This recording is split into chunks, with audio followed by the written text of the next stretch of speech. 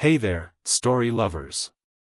This is The Fiction Wizard, and we're bringing you an epic adventure. What if Fawkes chose Harry during sorting and Phoenix Fire revealed Dumbledore's 47-year plot to entire Great Hall? Hit like, subscribe, and let's begin this journey.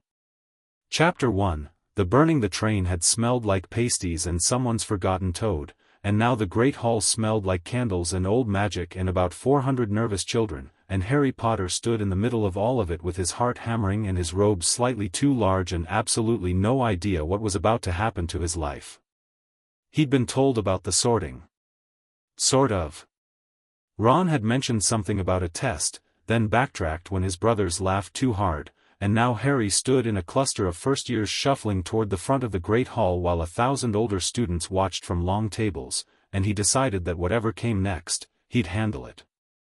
He'd been handling things his whole life on Privet Drive with less information than this. The Great Hall was enormous. He'd expected that. What he hadn't expected was the ceiling, open and vast and shifting, reflecting a cloudy night sky that somehow sat inside a stone roof, stars half hidden behind moving clouds, a trick of magic so casual it felt like breathing. The candles floated. Of course they floated. Harry looked at them and thought, somewhere in the back of his mind where new thoughts kept arriving that day like letters through a mail slot, I live here now. This is where I live. Professor McGonagall had produced a battered hat and set it on a stool. The hat had cleared its brim like a throat and then sung at considerable length about the four houses, their values, their histories, their founders. Harry listened without fidgeting, which he was proud of, because the hat was actually quite a decent singer if you were the sort of person who could appreciate theatrical flourish delivered through knitwear. Then the sorting began. Abbott, Hannah. A pink-faced girl stumbled forward, sat, and the hat bellowed Hufflepuff after about 3 seconds. The Hufflepuff table erupted. Harry watched. Names came and went.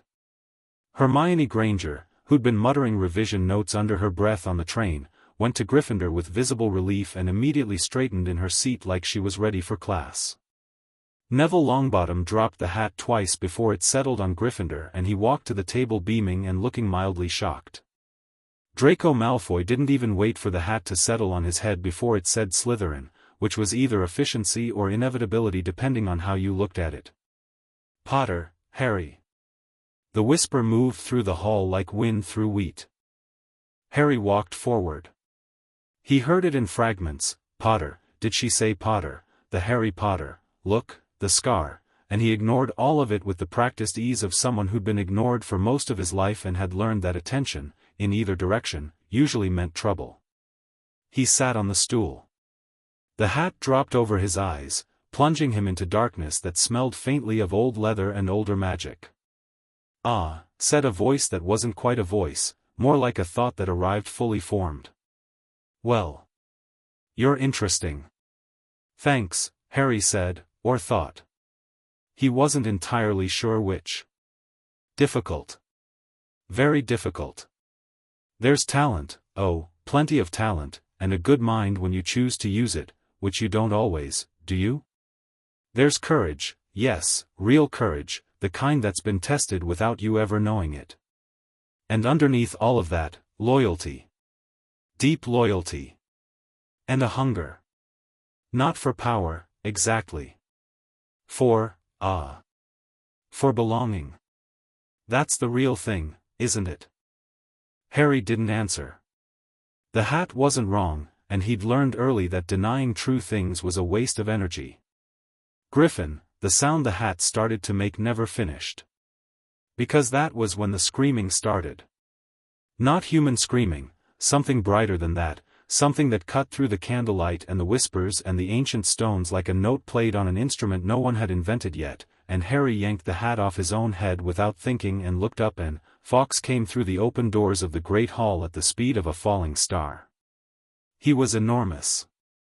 Harry had never seen a phoenix before, had barely heard of them, but he knew what this was the same way you know what fire is even if you've never been warm. Some knowledge bypasses learning entirely and lives in the blood.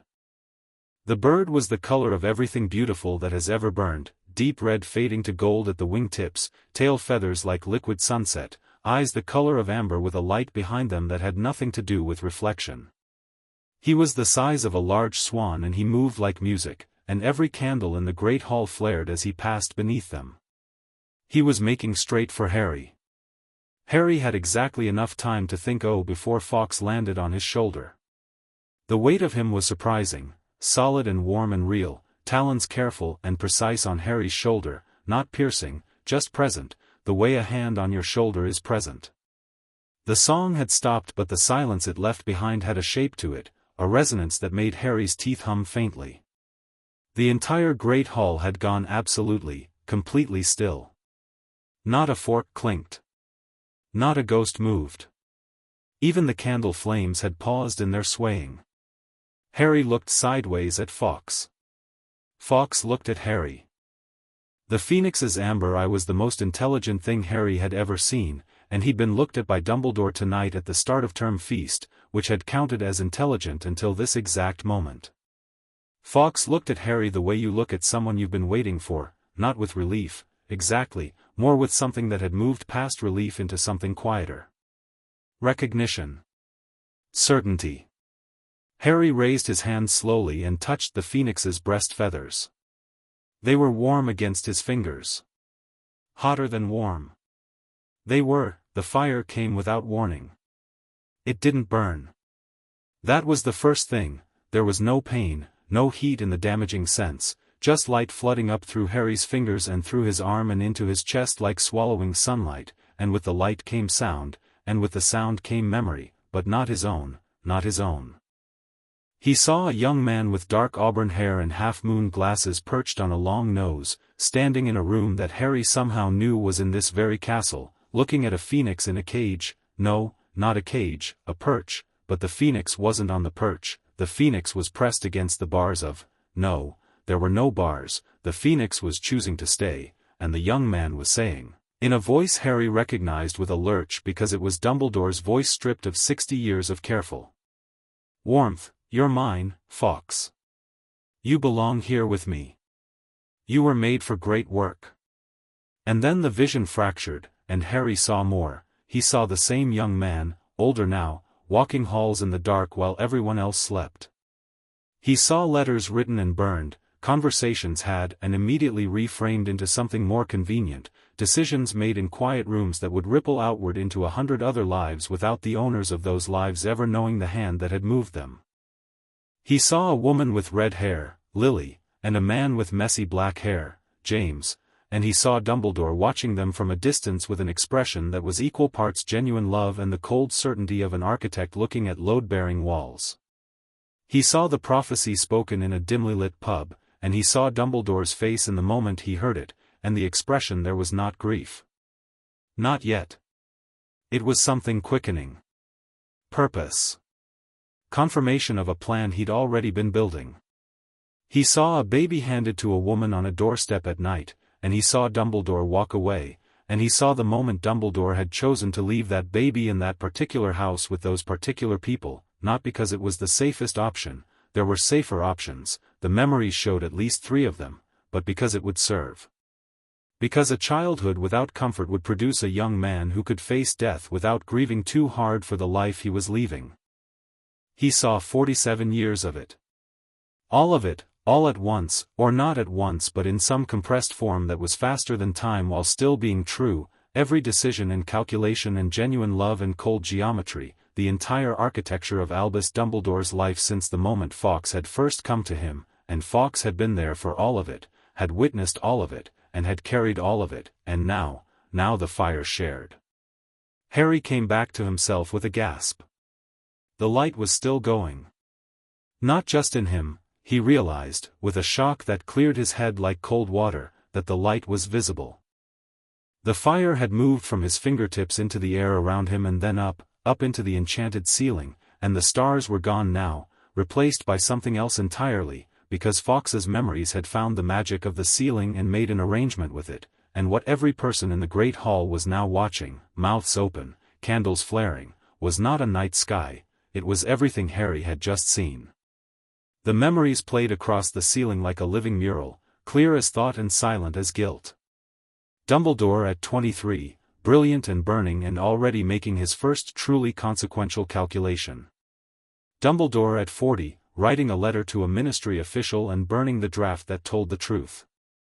Dumbledore at 60, visiting a cramped house in Godric's Hollow and nodding to himself at the wards that, if he'd built them differently, might have held. Dumbledore at 70, placing a sleeping infant on a doorstep in Surrey, tucking the letter under a striped arm, and walking away into the dark with the composed expression of a man executing a long-held plan. Neville Longbottom, at the Gryffindor table, watched the ceiling and went very pale. Because some of the memories featured him, or more precisely featured Dumbledore standing in a room reviewing two files, two boys who matched the parameters of a prophecy he had heard, and choosing deliberately, choosing strategically, to lean toward one over the other. Not to name Harry. Not to act. To simply ensure, through careful inaction, that Voldemort would make his own choice. Severus Snape, at the high table, had gone the color of old chalk. He gripped the edge of the table with both hands. On the ceiling above him, a younger version of his own face was speaking to Dumbledore in a voice no one could hear, and the memories showed what was said without needing sound, showed Snape on his knees, showed him bargaining, showed Dumbledore listening with gentle eyes and the calculating mind of a man who has just been handed a tremendously useful asset. McGonagall was rigid in her chair.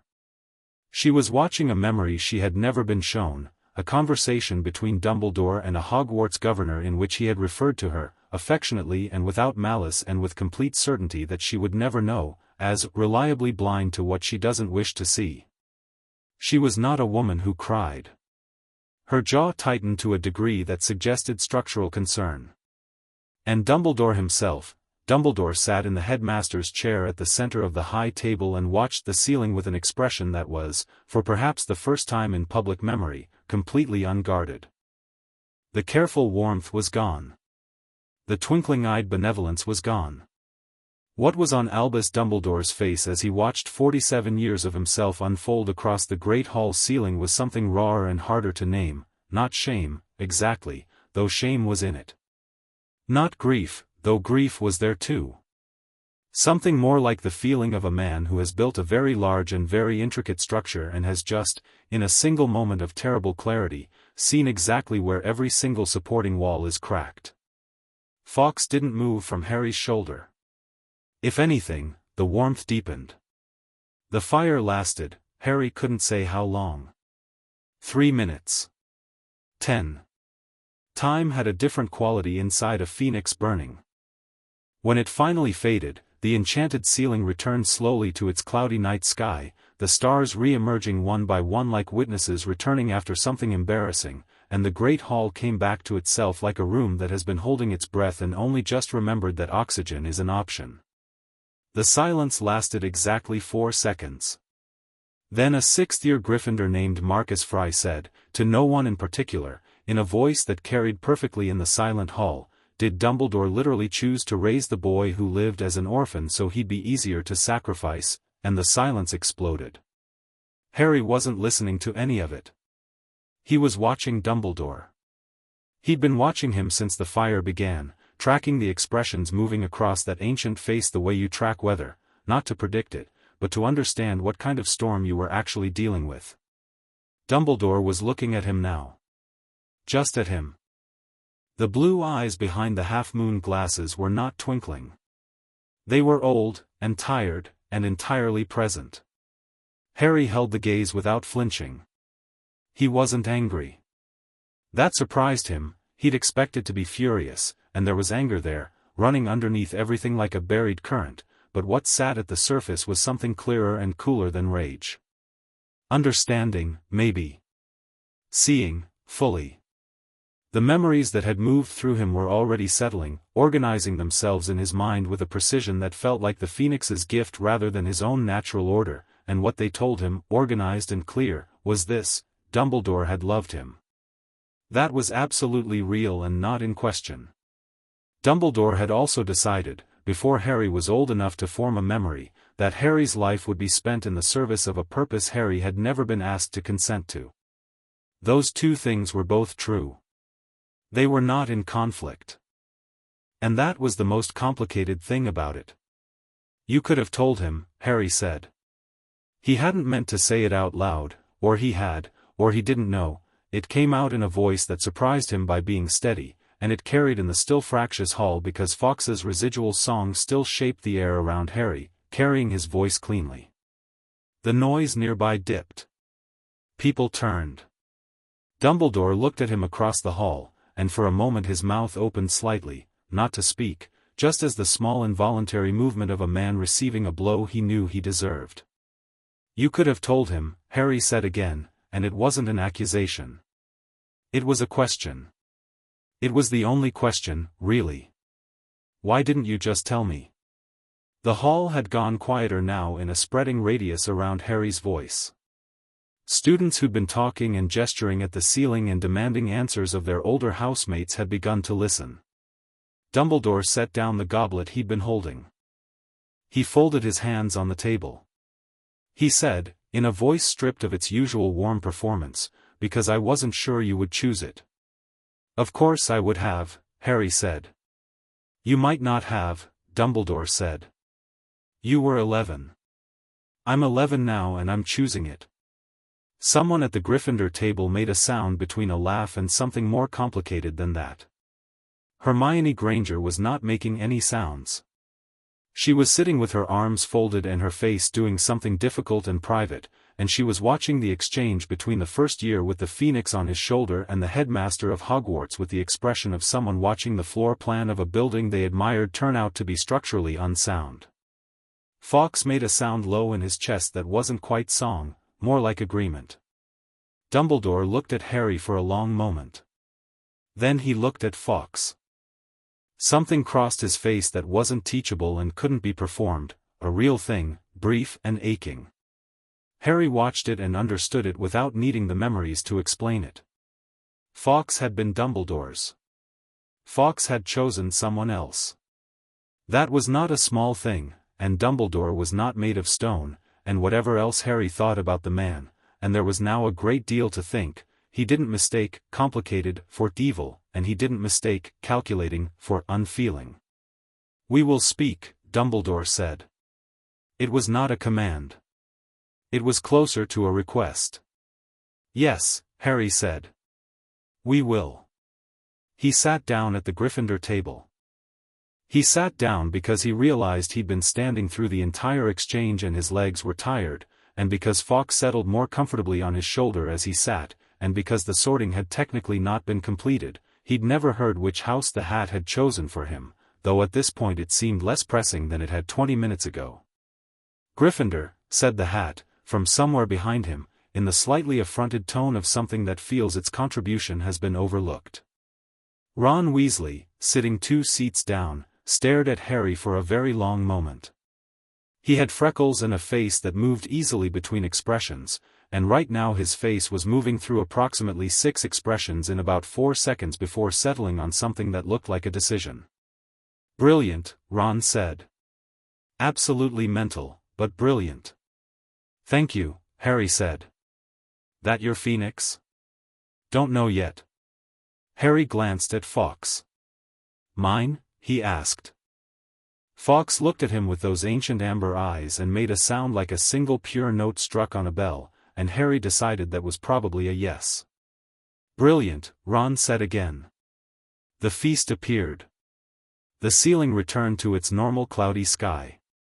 The noise in the hall rebuilt itself gradually into something more resembling a typical start-of-term dinner, except for the fact that every few minutes someone at one of the 4 tables would look up at the ceiling, or look toward the high table, or look toward Harry, and then look at the person next to them with an expression that said did that actually just happen, and the person next to them would nod, because yes, it had. There was no revision available, the fire had shown everyone. Everything and the evening had absolutely no intention of pretending otherwise. The teachers at the high table were having a different kind of dinner. Most of them were not eating. Snape was eating, which was somehow more unsettling than if he hadn't been, methodical, mechanical, his eyes moving between his plate and a fixed point in the middle distance, processing something in the private machinery of a mind that Harry suspected was very fast and very thorough. McGonagall was speaking to Dumbledore in a low, controlled voice. Dumbledore was listening. He answered occasionally. His food went cold. Quirrell, at the end of the table, had barely moved since the fire started. He sat with his hands in his lap and his turban slightly askew and a stillness about him that had nothing of calm in it. It was the stillness of something that has calculated its options and is not pleased with the mathematics. Harry noticed all of this without appearing to notice any of it, because he'd spent 11 years on Privet Drive learning how to observe things peripherally, how to track information without broadcasting that you were tracking it, and he found now that this skill, which he'd thought of as purely defensive, purely survival, had become something else with Fawkes's warmth at his shoulder and 47 years of another man's careful watching organized in his memory. He tracked the hall the way the memories had shown him Dumbledore tracking it, comprehensively, without judgment, cataloging. "You're very quiet for someone who just set the ceiling on fire," Hermione said, from his left. She'd migrated from a few seats down, ostensibly to reach the pumpkin juice but actually, Harry guessed, because she had about 11 things to say and had been selecting the first one carefully. "I didn't set the ceiling on fire," Harry said. "Fawkes set the ceiling on fire." Fawkes channeled the memories through the ceiling's existing enchantment, which means technically the ceiling set itself on fire, which is a meaningful distinction because it tells us the enchantment is more complex than Hogwarts, a history suggests. She paused. "I've read Hogwarts, a history." "I believe you," Harry said. "Are you all right?" He thought about it honestly. "I think so," he said. "It's a lot to understand. But it doesn't feel wrong, exactly. Having seen it. It feels like it was supposed to happen." Hermione looked at Fawkes, then at Harry. Her expression was working through something. "Phoenixes are supposed to be bonded to their first wizard and stay with them until the wizard dies," she said. "Dumbledore's not dead." "No," she agreed. "Which means Fawkes chose to leave him. Which means, that's quite an active choice, for an animal." "He's not really an animal," Harry said. Fawkes made a sound that might have been dignified agreement. Hermione looked at the phoenix for a long moment. Something shifted in her face, the processing completed, the conclusion reached. "No," she said. "I don't think he is." Ron had been listening to this whole exchange while consuming what appeared to be his third bread roll. "Can he actually do magic?" Ron asked, pointing the roll at Fawkes. "Like, on his own?" Fawkes turned his head and looked at Ron with an expression that was, unmistakably, an expression. Ron slowly put the bread roll down. "Right," Ron said. "Sorry. Rude. Forget I asked." Down the table, Percy Weasley had been doing something he'd never done in his 2-year career as a Gryffindor prefect, which was failing to maintain composure at dinner. Percy had a very organized relationship with authority, and tonight authority had been revealed as an elaborate maze built around a sleeping baby on a doorstep, and Percy was reorganizing while trying not to let anyone see him doing it. He was eating in precise, deliberate movements that looked like self-control and probably were. George and Fred, across from Percy, were whispering to each other with the focused intensity of two people who have just been handed a great deal of very useful information and are already working out applications. Harry ate. The food was extraordinary, another thing he hadn't expected, or had expected in a generic way but not in this specific: roast chicken with perfectly charred edges, potatoes that tasted like someone cared deeply about potatoes way, and he ate with the unself-conscious appetite of someone who has not always had enough and has learned not to take a full plate for granted. Fawkes sat on his shoulder through the meal with the patience of a creature for whom time worked differently, occasionally turning his head to survey the hall with those ancient eyes. "What did it feel like?" Neville Longbottom asked. He'd come down the table at some point, settling across from Harry with his round face serious in a way it hadn't been earlier, the nervousness of the sorting replaced by something older and more considered. Harry looked at him and remembered what he'd seen in the memories, the file, 2 names, the calculation, the deliberate lean. He looked at Neville and wondered if Neville had seen it too. Neville's expression told him that yes, Neville had seen it too. Like swallowing 47 years of someone else's decisions, Harry said honestly. Neville was quiet for a moment. The prophecy, Neville said carefully, in a low voice. It could have been me. I know. Does that? Neville stopped. Started again. Does that change anything? How you feel about it? Harry thought about this seriously, the way it deserved. I don't think so, he said. It wasn't your problem either. It shouldn't have been anyone's problem except the people who were actually making the decisions. Dumbledore knew. Voldemort knew. We were 11 months old. He paused. The thing that changes it isn't the prophecy. It's that now I know. Now you know. Now everyone knows. That's different from before. Neville looked at him for a long moment. You're not afraid of him, he said. Not a question. More like someone identifying a property of a new material they've encountered, noting its resistance. Of Dumbledore? Of any of them? Harry picked up his fork again. I'm 11, he said. I've got a phoenix. The whole school just watched 47 years of the headmaster's plans burn across the ceiling. I think being afraid right now would be a waste of time. Something happened to Neville's face, a slow straightening, a quality of spine returning to somewhere it should have been for years. He nodded once, with the decisive air of someone arriving at a conclusion they'll stand behind. He picked up his own fork. Right, Neville said. Yes. Okay then. Dessert appeared in the same magical way the first courses had, and the hall continued its complicated, buzzing, many-threaded dinner. At the Slytherin table, Draco Malfoy was not speaking to anyone. He was eating in the careful, composed manner of someone raised to always appear composed, and he was thinking very hard about a memory he'd watched on the ceiling of a man his father considered nearly infallible, making decisions based on calculations that had never once accounted for what the people in those calculations actually wanted. He was not sure what to do with this yet. He was 12 years old and had been given a story about how the world worked, and the story had just been shown, in Phoenix Fire, to be considerably more complicated than the version he'd received. He glanced down the table at Crabbe and Goyle, who were eating with the cheerful vacancy of people who'd watched the ceiling display the way you watch a thunderstorm, impressive, someone else's problem, pass the pudding. Draco looked away.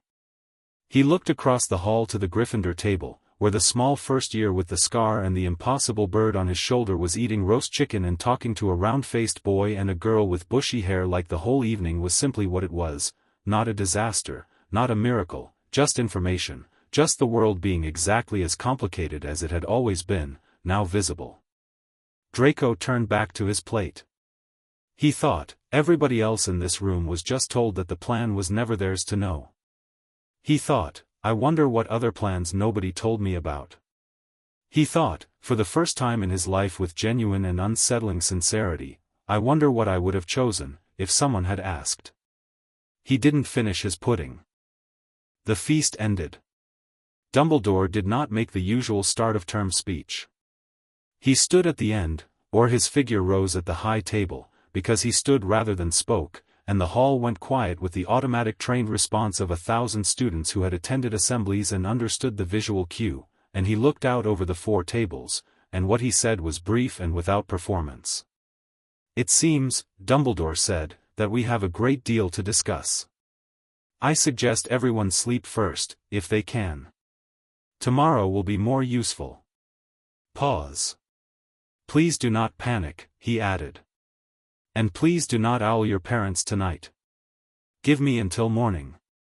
There was a silence after this request that contained a great deal of opinion about it. Bit late for that, Fred Weasley said, at a volume that was technically quiet but practically carried. Something moved across Dumbledore's face that was, against all probability, the ghost of amusement. Yes, he said. Quite. Good night. The students filed out in a noise that was like the sound of a dam redirecting rather than breaking, enormous energy finding channels, conversations branching and rejoining, the night's events being translated into word and question and indignation and wonder by 400 people doing the thing humans have always done with overwhelming information, which is talk about it constantly and immediately.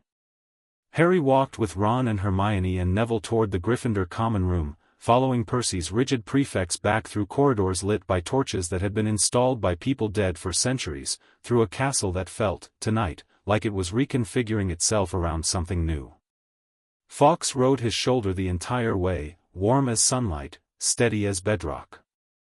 The fat lady's portrait swung open, the password, Caput Draconis, delivered by Percy in the clipped tone of a man executing responsibilities as coping mechanism, and the Gryffindor common room received them in a rush of firelight and red furnishings and the accumulated warmth of a room that had held generations of loudly emotional students and had developed a kind of structural empathy about it.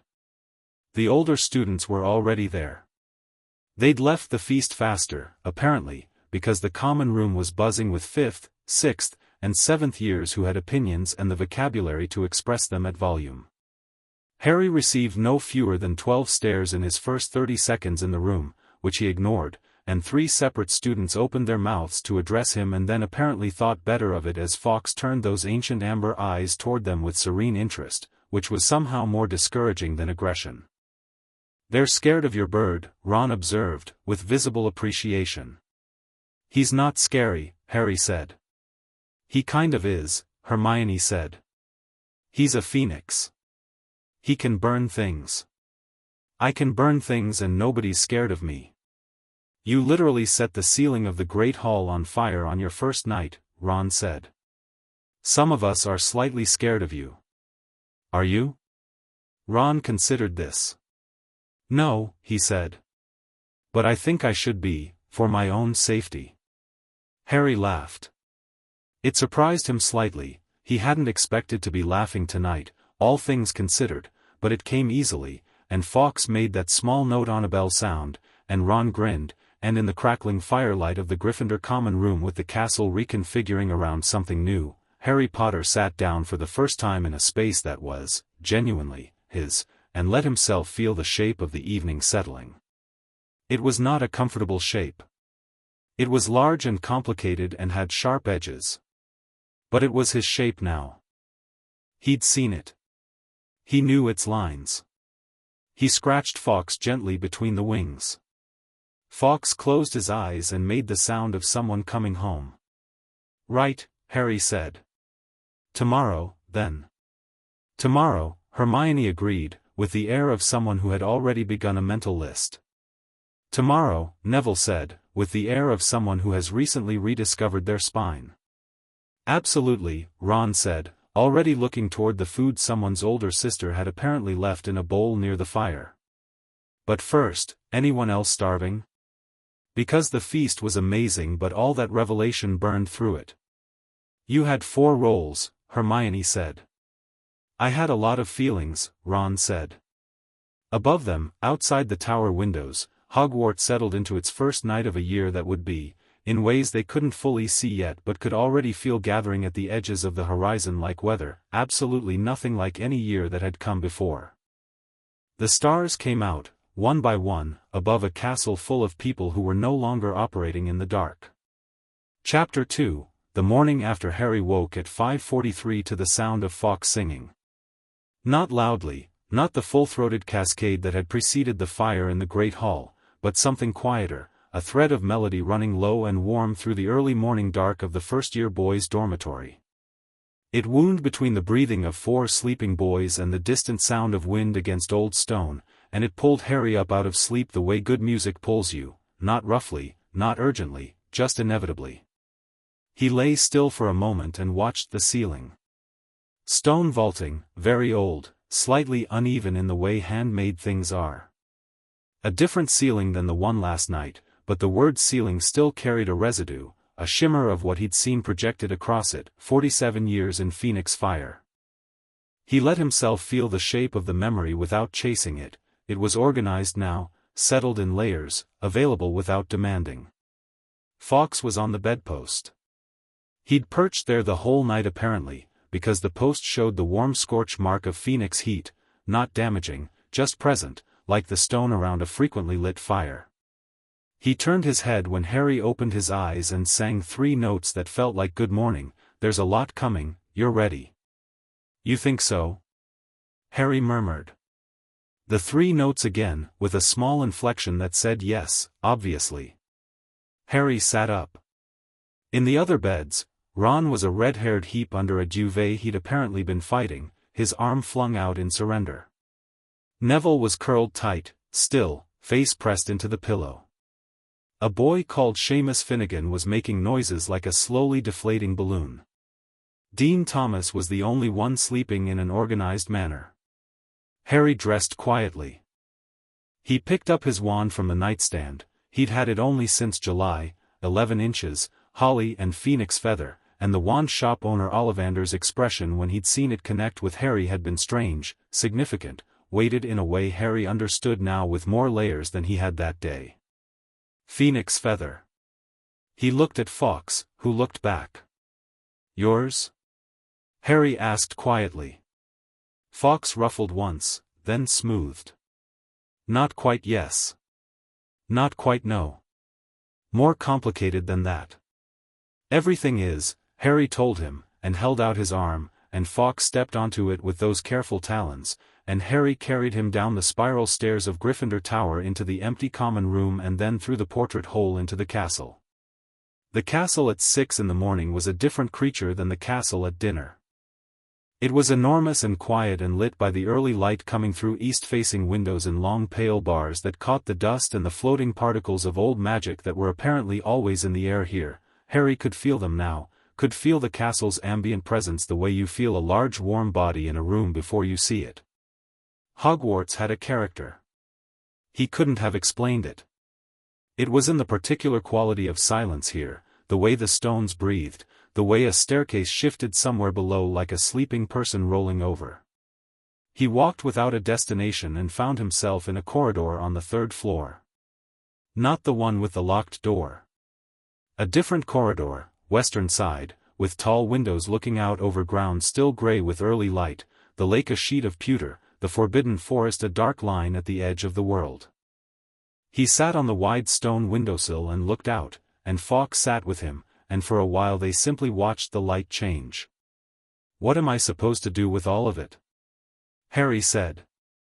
He wasn't sure he expected an answer. He'd spent 11 years talking to himself on Privet Drive, or talking to the spiders under his cupboard stairs, which was the same thing, and the habit of saying things aloud to clear them wasn't one he'd broken. Fawkes angled his head and made a sound that was less than song, more than silence, and Harry felt it in his chest as something directional.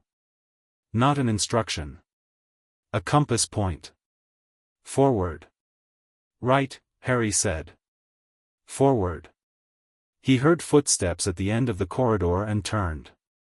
Professor McGonagall was walking toward him with the brisk purposeful stride of a woman who has been awake for some time and has already formed several strong opinions. She was in full teaching robes and her hair was up and her expression was, Harry assessed it carefully, not angry. Not at him. There was something banked in it that might become anger later, directed elsewhere, but toward him she wore the expression of a woman recalibrating. She stopped several feet away and looked at Fawkes. Fawkes looked back. "He stayed with you all night," she said. "On the bedpost," Harry said. "He didn't come into the bed or anything. He has a sense of appropriateness." McGonagall's mouth shifted through something that was not quite a smile.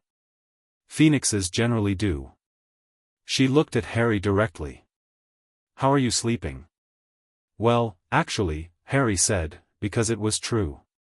He'd gone under quickly and deeply, no nightmares, woken clean and clear. Better than expected. She came and stood by the window beside him, not sitting. McGonagall seemed like the kind of person who stood when she needed to think. She looked out at the grounds. The light was turning gold now, the lake picking it up in fragments. "The staff meeting last night lasted until 3 in the morning," she said. Harry waited. "Dumbledore attended," she said. He sat at the end of the table and answered questions. A pause. He answered all of them. That's new, Harry said. She looked at him sharply. Then she looked away again. Yes, she said. It is.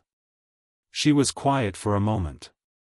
I want you to know, Mr. Potter, that there are several members of staff, myself included, who had no knowledge of the more, she chose the word with care, architectural aspects of the headmaster's long-term planning.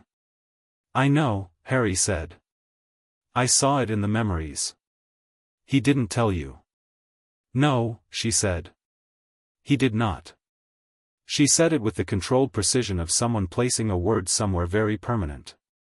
I intend to speak with him further. As does Flitwick. As does, well, several of us. She stopped, and then said something Harry hadn't expected. I owe you an apology, Mr. Potter. Harry looked at her. You didn't do anything. Precisely, she said. The word was exact, directed inward. She cleared her throat. Classes will proceed normally today. I think, normality is useful. Structure is useful. However, if you find that you need, she seemed briefly uncomfortable with the direction the sentence was heading, support. Of any kind. My office is available. Thank you, Professor. She gave a sharp nod and turned to go, then stopped. The hat, she said, without turning around. It told me this morning, hats shouldn't talk outside of the sorting, but apparently this year is establishing new precedents. It told me that when it reached for your mind last night it found something it hadn't encountered before. Harry waited again. It said you had the shape of a Gryffindor, McGonagall said. But that you also had a quality that predated all 4 houses. It called it, she paused, as though quoting something unusual, Phoenix clarity. Which is apparently a real thing. She turned her head slightly. I looked it up at 3:15 in the morning. It is. What is it? Harry asked. The ability to see things as they are, rather than as you'd prefer them to be. She said it simply, without sentiment. It's extraordinarily rare in humans. It's native to phoenixes. She looked at Fawkes. He chose well. Then she walked away, her footsteps precise and regular, and turned the corner and was gone. Harry sat with that for a moment. Then he said, to Fawkes, she likes you. Fawkes preened one wing feather with the minimal satisfaction of someone accepting a deserved compliment. By the time Harry made it back to Gryffindor Tower for breakfast, the common room was alive. The school's owls had been up since dawn, and the morning mail had arrived with the usual chaos multiplied by approximately 10, because half of Britain's wizarding families had apparently had children at the feast last night who had written letters the moment they got back to their dormitories despite Dumbledore's request, and now the parents were writing back. The common room was full of students reading parchment with varying degrees of pallor. Ron was already downstairs, holding a scroll that was approximately 3 feet long and clearly his mother's handwriting by the density and the traces of what might have been teardrop wrinkles on the parchment. She's upset, Ron said, when Harry sat next to him. Your mum? Yeah. Not like, furious. More like, Ron turned the letter over, looking for the end of it. More like she's trying to work out what she knew and what she didn't and what she should have asked. He folded it carefully. Dad's old separately. That's weird. They usually write together. His is just 2 lines. He showed Harry. The 2 lines read, Ron, stay close to Harry Potter. I'll explain when I see you. Trust your instincts. Love, Dad. Huh, Harry said. Dad works at the ministry, Ron said. In the misuse of Muggle artifacts office. Which is, he made a face, you know, not very impressive as ministry jobs go, according to basically everyone. But he knows people. And if your dad works at the ministry and he's writing separately from Mum and saying stay close to Harry Potter, that means something's going on that Mum doesn't know about yet. Harry filed this without comment. He had the instinct Ron was worth keeping close, and Arthur Weasley's two-line letter made that instinct feel more grounded. Hermione arrived from the girls' dormitory with the expression of someone who has been awake since 4. She had a book under her arm and dark circles and the specific focused energy of a person who has metabolized a large shock through research. "I've been reading about Phoenix bonds," she said, sitting down and opening the book immediately. "There are 13 documented cases in the last 2,000 years. The most recent was 1612. Every single one involved, 'Harry, are you eating? You should eat.' Every single one involved a significant shift in the magical and political landscape of the wizard community around the bonded pair." "What kind of shift?" Neville asked, arriving from behind her. "Varies," Hermione said. "Sometimes the shift was, 'Harry, please eat,' sometimes it was positive restructuring. A re-evaluation of corrupt systems. In 2 cases it was genuinely destabilizing. In the 1612 case, the bonded wizard was a 16-year-old girl in Romania who accidentally ended a 3-decade blood feud between 2 families just by walking into the room where they were arguing, because the Phoenix's presence made it essentially impossible to maintain deliberate deception in her vicinity. Harry paused with his pumpkin juice halfway to his mouth. "Meaning?" "Meaning people couldn't effectively lie around her," Hermione said, with the careful enunciation of someone who is aware of the implication. "The Phoenix fire has a quality that, well, we all saw it last night. It makes things visible. And that quality, apparently, extends to the bond's immediate environment even without the fire actively burning."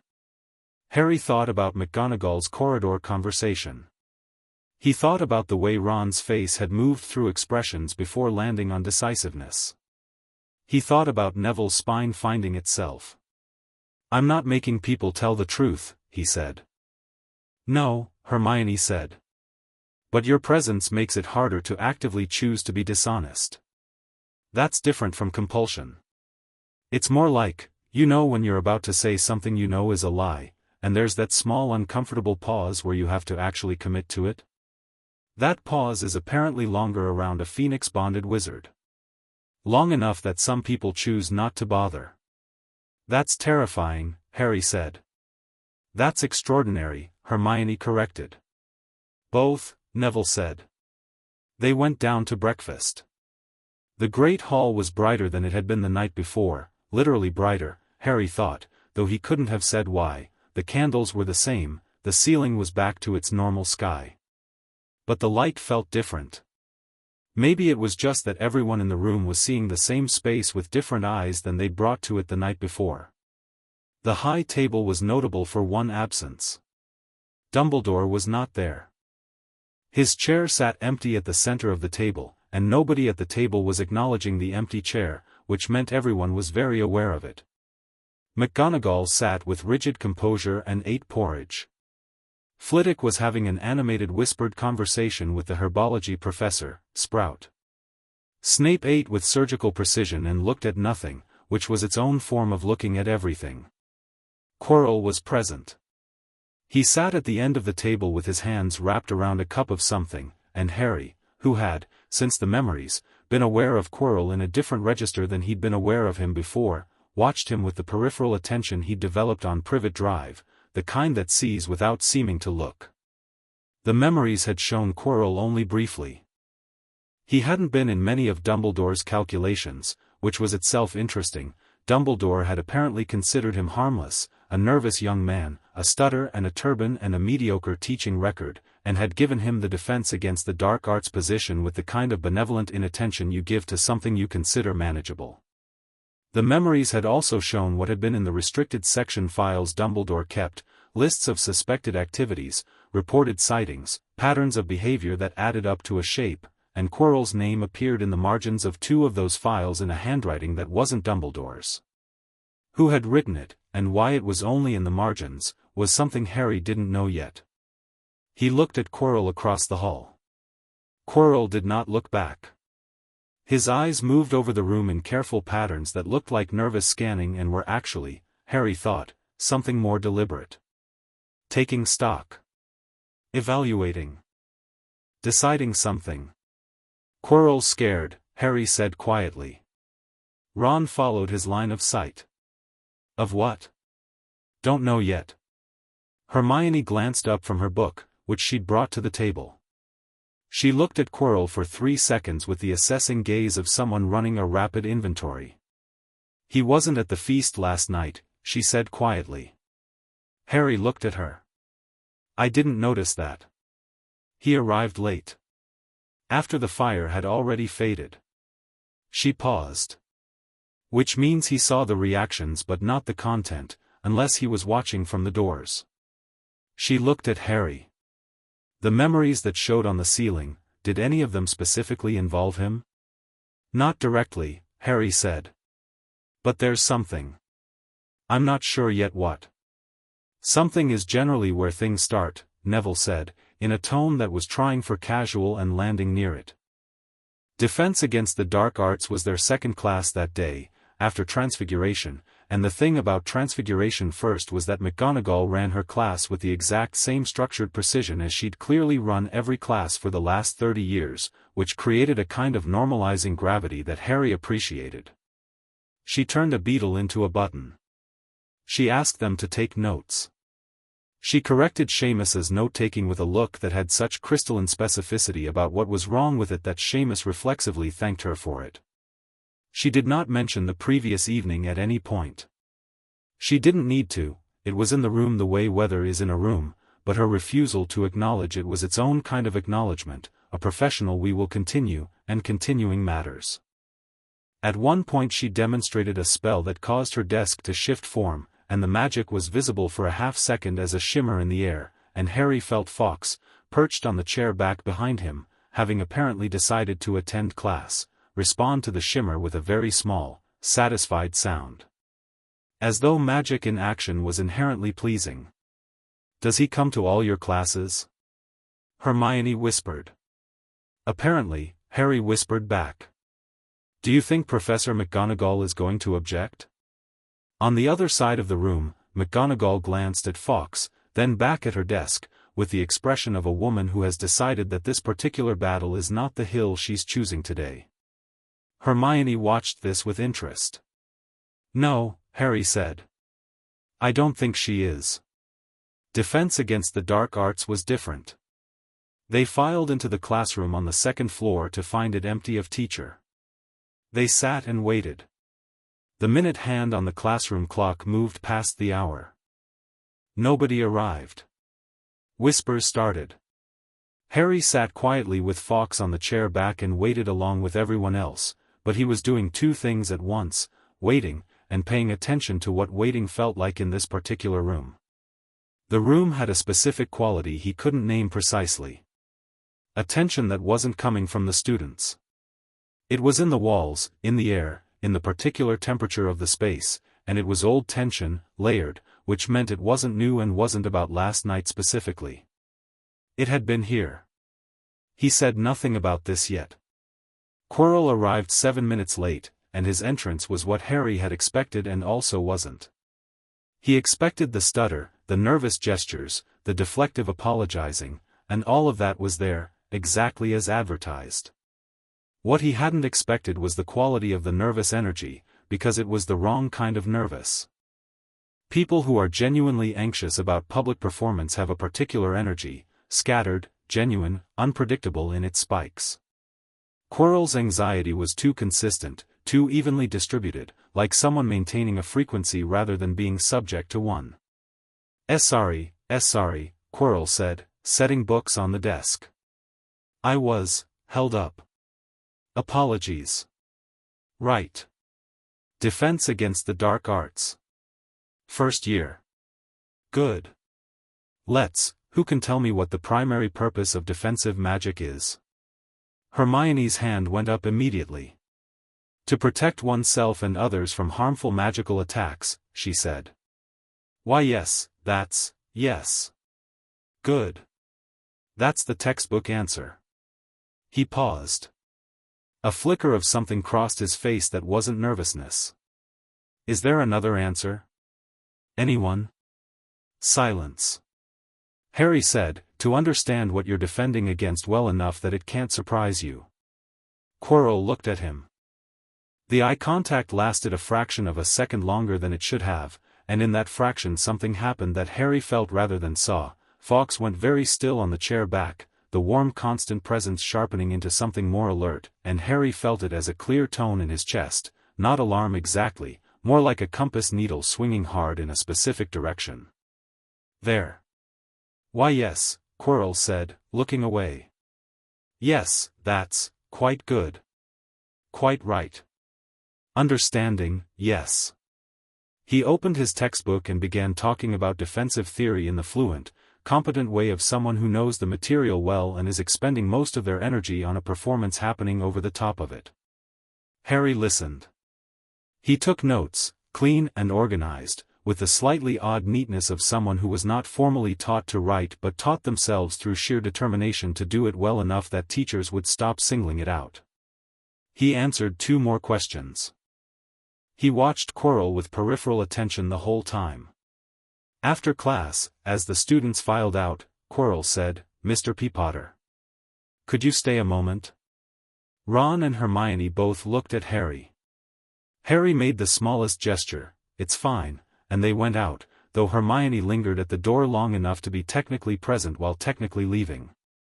When the room had cleared, Quirrell stood at the front of his desk and looked at Harry, and for a moment the stutter was completely absent. Just for a moment. Then it came back, thicker than before, like someone hastily pulled on a coat. "I wanted to say. Last night." He stopped. "What you did?" I didn't do it," Harry said. "Fawkes did." Quirrell's eyes went to the phoenix. The quality of his gaze was strange, not fear, not quite, but an avoidance shaped like caution, the way you avoid looking at a bright light. "Yes," he said. "Yes, the Phoenix. What did you want to say?" Harry asked. "I wanted to say," Quirrell stopped, started again, and Harry watched him work through whatever he'd actually meant to say versus whatever he'd decided to say, watched the calculation in the pause, that you should be careful. The information that came out last night, it's unsettled things. People who were settled before. People like who? Harry said. Quirrell's hands were flat on the desk. People who had arrangements, he said carefully. Who had plans that depended on, he stopped again, and the stutter spiked here in a way that felt almost like a flinch, on the usual order of things. Harry looked at him steadily. Fawkes was a warm weight at his back, present and exact. He felt the clarity, McGonagall's word for it, Phoenix clarity, seeing things as they are, and what it showed him was this: Quirrell was telling him something real. He was wrapping it in deflection and stammering, but inside the wrapping was a genuine warning, genuine enough that whatever was driving Quirrell to give it was stronger than whatever was driving him to stay quiet. "Thank you," Harry said simply. Quirrell blinked. Clearly not the response he'd been preparing for. "I'll be careful," Harry said. "You should be too." He picked up his bag. He looked at Quirrell once more, direct and clear, and said, "Whatever settled under your turban, it doesn't have to stay there." The blood drained from Quirrell's face. Harry walked out. In the corridor, Ron and Hermione materialized from either side of the doorway with the non-casually casual air of people who absolutely had not been listening at the door. "What was that?" Ron said. "He warned me," Harry said. "About what?" "About the fact that last night unsettled things." He paused. "And I think he's more unsettled than most." Hermione was looking at him with sharp eyes. "What did you mean, about his turban?" Harry walked. The others matched his pace automatically, the four of them moving through the corridor as a unit in the way that groups of people do when one of them has a direction and the others decide, without discussing it, to trust that direction. "I need to find something in the library," Harry said. "About magical parasitism. Specifically about dark entities that require a host." Hermione stared. Then, without comment, she pulled out her school bag and started rifling through it for her notes, because she had already been to the library 3 times and she had notes on almost everything. She said, walking, I have something on that. I know you do, Harry said. How do you know I do?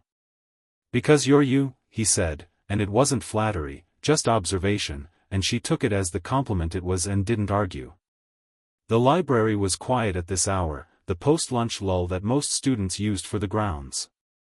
Madame Pants watched Fawkes with an expression that balanced between reverence and the professional instinct to protect her books from fire, which was reasonable. Harry led them to a back table and they spread out.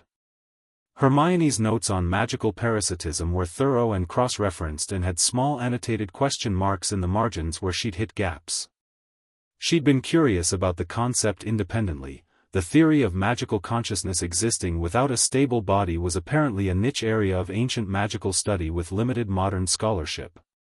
If a sufficiently powerful magical entity lost its physical form, Hermione said, running her finger down her notes, but retained its essential magical consciousness and enough will, it would need a vessel.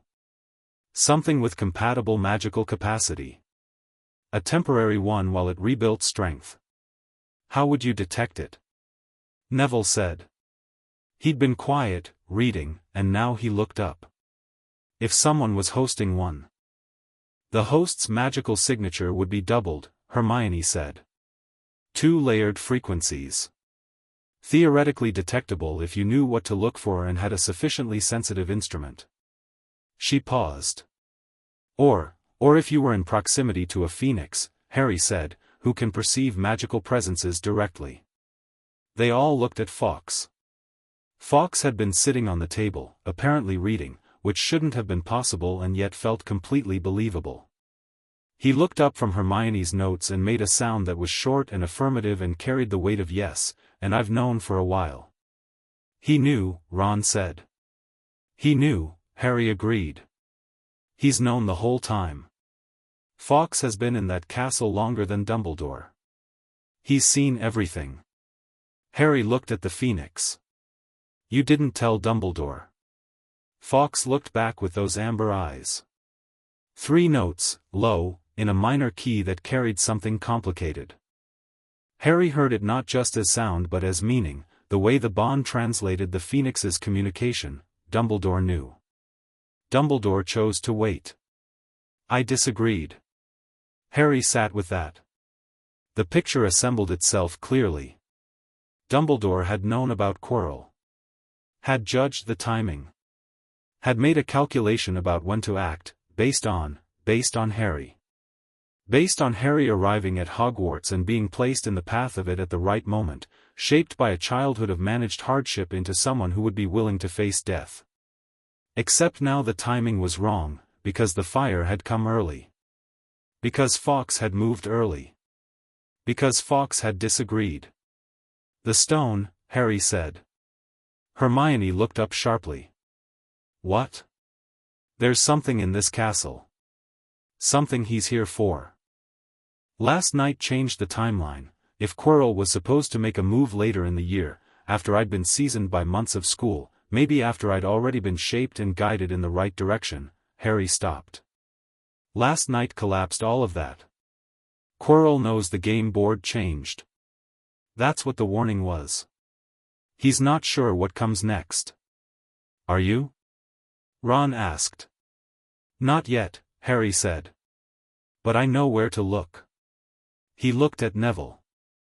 The restricted section. Neville blinked. We'd need permission. We need to find out what's on the 3rd floor that's worth killing a person over, Harry said, and I think it's more useful to know that than to ask permission first. Ron nodded immediately.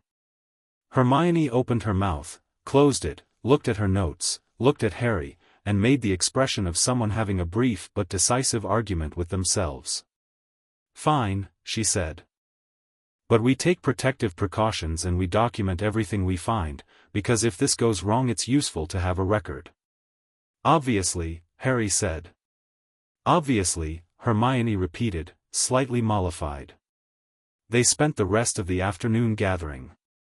Hermione found references to a series of enchanted objects with concealment properties designed to protect a single item from theft. Neville, who turned out to have a very good memory and a grandmother who'd told him a great deal of wizarding history, remembered something about an object that had been moved from Gringotts Vault 713, his grandmother's friend had worked at the bank and mentioned it, in the way people mention things to fill silences, not knowing that the 11-year-old in the room is filing it permanently.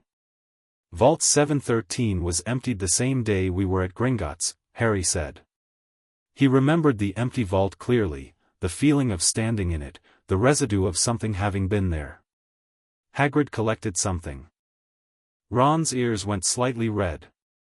Our family knows Dumbledore well enough that, okay, look, I'm not defending him, the ceiling thing was, he made an incoherent gesture, but Dad mentioned once that the headmaster had moved something important.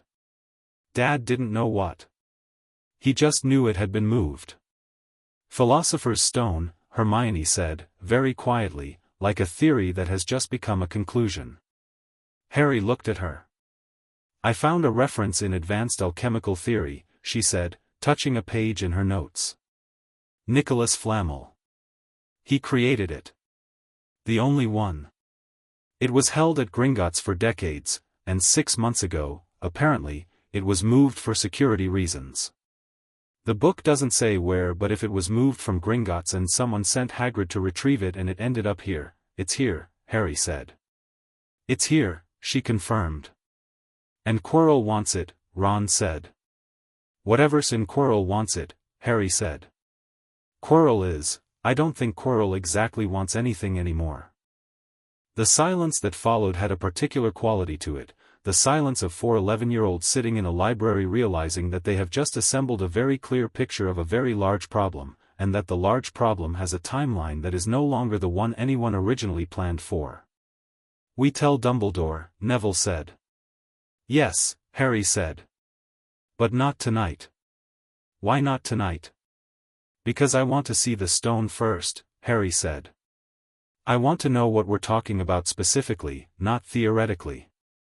And because when I talk to Dumbledore I want to walk in knowing at least as much as he does. Maybe more. Is this about the memories? Ron asked, not unkindly. Harry thought about it honestly. Maybe partly, he said. But mostly it's just that going into a conversation with information is better than going in with suspicion. I don't want to accuse him of something that turns out to be wrong. Hermione, who had been watching him carefully, said, That's very fair. Don't sound so surprised, Harry said. I'm not surprised, she said. I'm noting it. For the record. She closed her notebook with a decisive click. We'll need the invisibility cloak. 3 faces turned toward her. The memories, she said, slightly defensively. One of them showed Dumbledore wrapping something in silver fabric when he moved it from James Potter's house the night James and Lily died. The description matches an invisibility cloak. And if you were placing a child strategically and wanted to give that child every tool they'd need at the right moment, you'd save it. You'd hold it, and you'd send it to him when the time came. Harry sat very still. He has my father's cloak. I think so. There was a moment of something personal in Harry's face, real anger, specific and clean, not the diffuse hurt of the morning but the acute sting of a particular thing kept from him. He let himself feel it, then set it aside. Later. That was later. Then I'll ask him for it, Harry said. Tonight. Directly. You're just going to ask? Ron said. What's he going to say? Harry said. No. After last night? They packed up the library in the long gold light of late afternoon, the castle shifting and breathing around them, the day settling into its evening registers.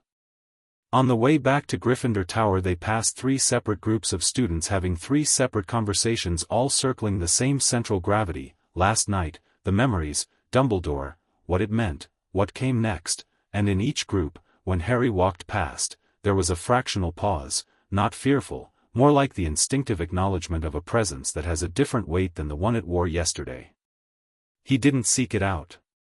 He didn't perform anything for it. He walked through it the way you walk through weather, aware of it, unaltered by it, continuing. Back in the common room, he sat by the fire and wrote a note.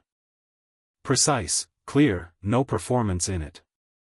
He called one of the castle's owls, a brown one with businesslike eyes, and sent it to Dumbledore's office with 4 words and a question mark, "My father's cloak."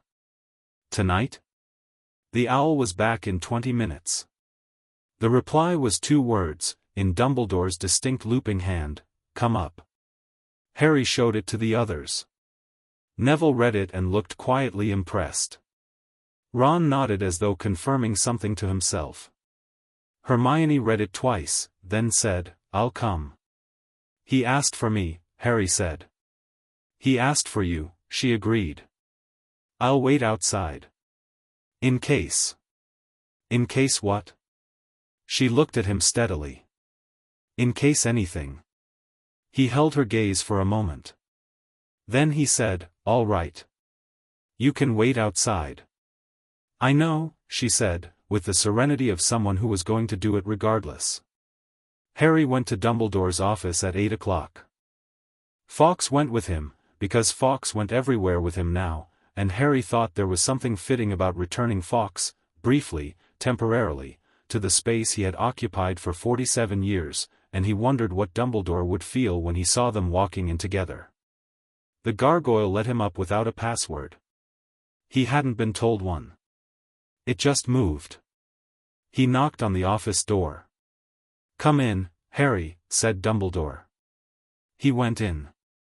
Chapter 3, The pieces on the board. The office was smaller than Harry had expected. Not small, it was a large circular room, bookshelves curving to the ceiling, instruments on every surface clicking and whirring and doing quiet mechanical things that Harry couldn't name yet but could feel the purpose of, like tools in a workshop where someone has just stepped out. Portraits of previous headmasters lined the upper walls, and most of them were watching Harry with the focused attention of people witnessing something they'd been waiting for. Several had straightened in their frames. One very old witch in a 14th-century cap had woken a neighboring portrait to alert him, and the neighbor was craning around his frame's edge to see. The perch by the window was empty. Harry looked at it. Dumbledore was looking at it too, from behind his desk, and the thing on his face when his eyes moved from the empty perch to the phoenix on Harry's shoulder was not performed. It was the unguarded expression of a man measuring a loss he'd known was coming and finding it still larger than the measurement suggested. "Sit down, Harry," he said. Harry sat. Fawkes stepped from his shoulder to the arm of the chair and arranged himself there with the composed dignity of someone settling in for a conversation they'd been anticipating. Dumbledore looked at Fawkes for a moment. Something passed between them. Harry felt it as a shift in the room's temperature, old warmth, complicated. Then Dumbledore looked at Harry, and the unguarded expression resolved into something more familiar but not quite the same as before. The warmth was real. The performance around it was gone. "You wanted the cloak," Dumbledore said. "It's my father's," Harry said.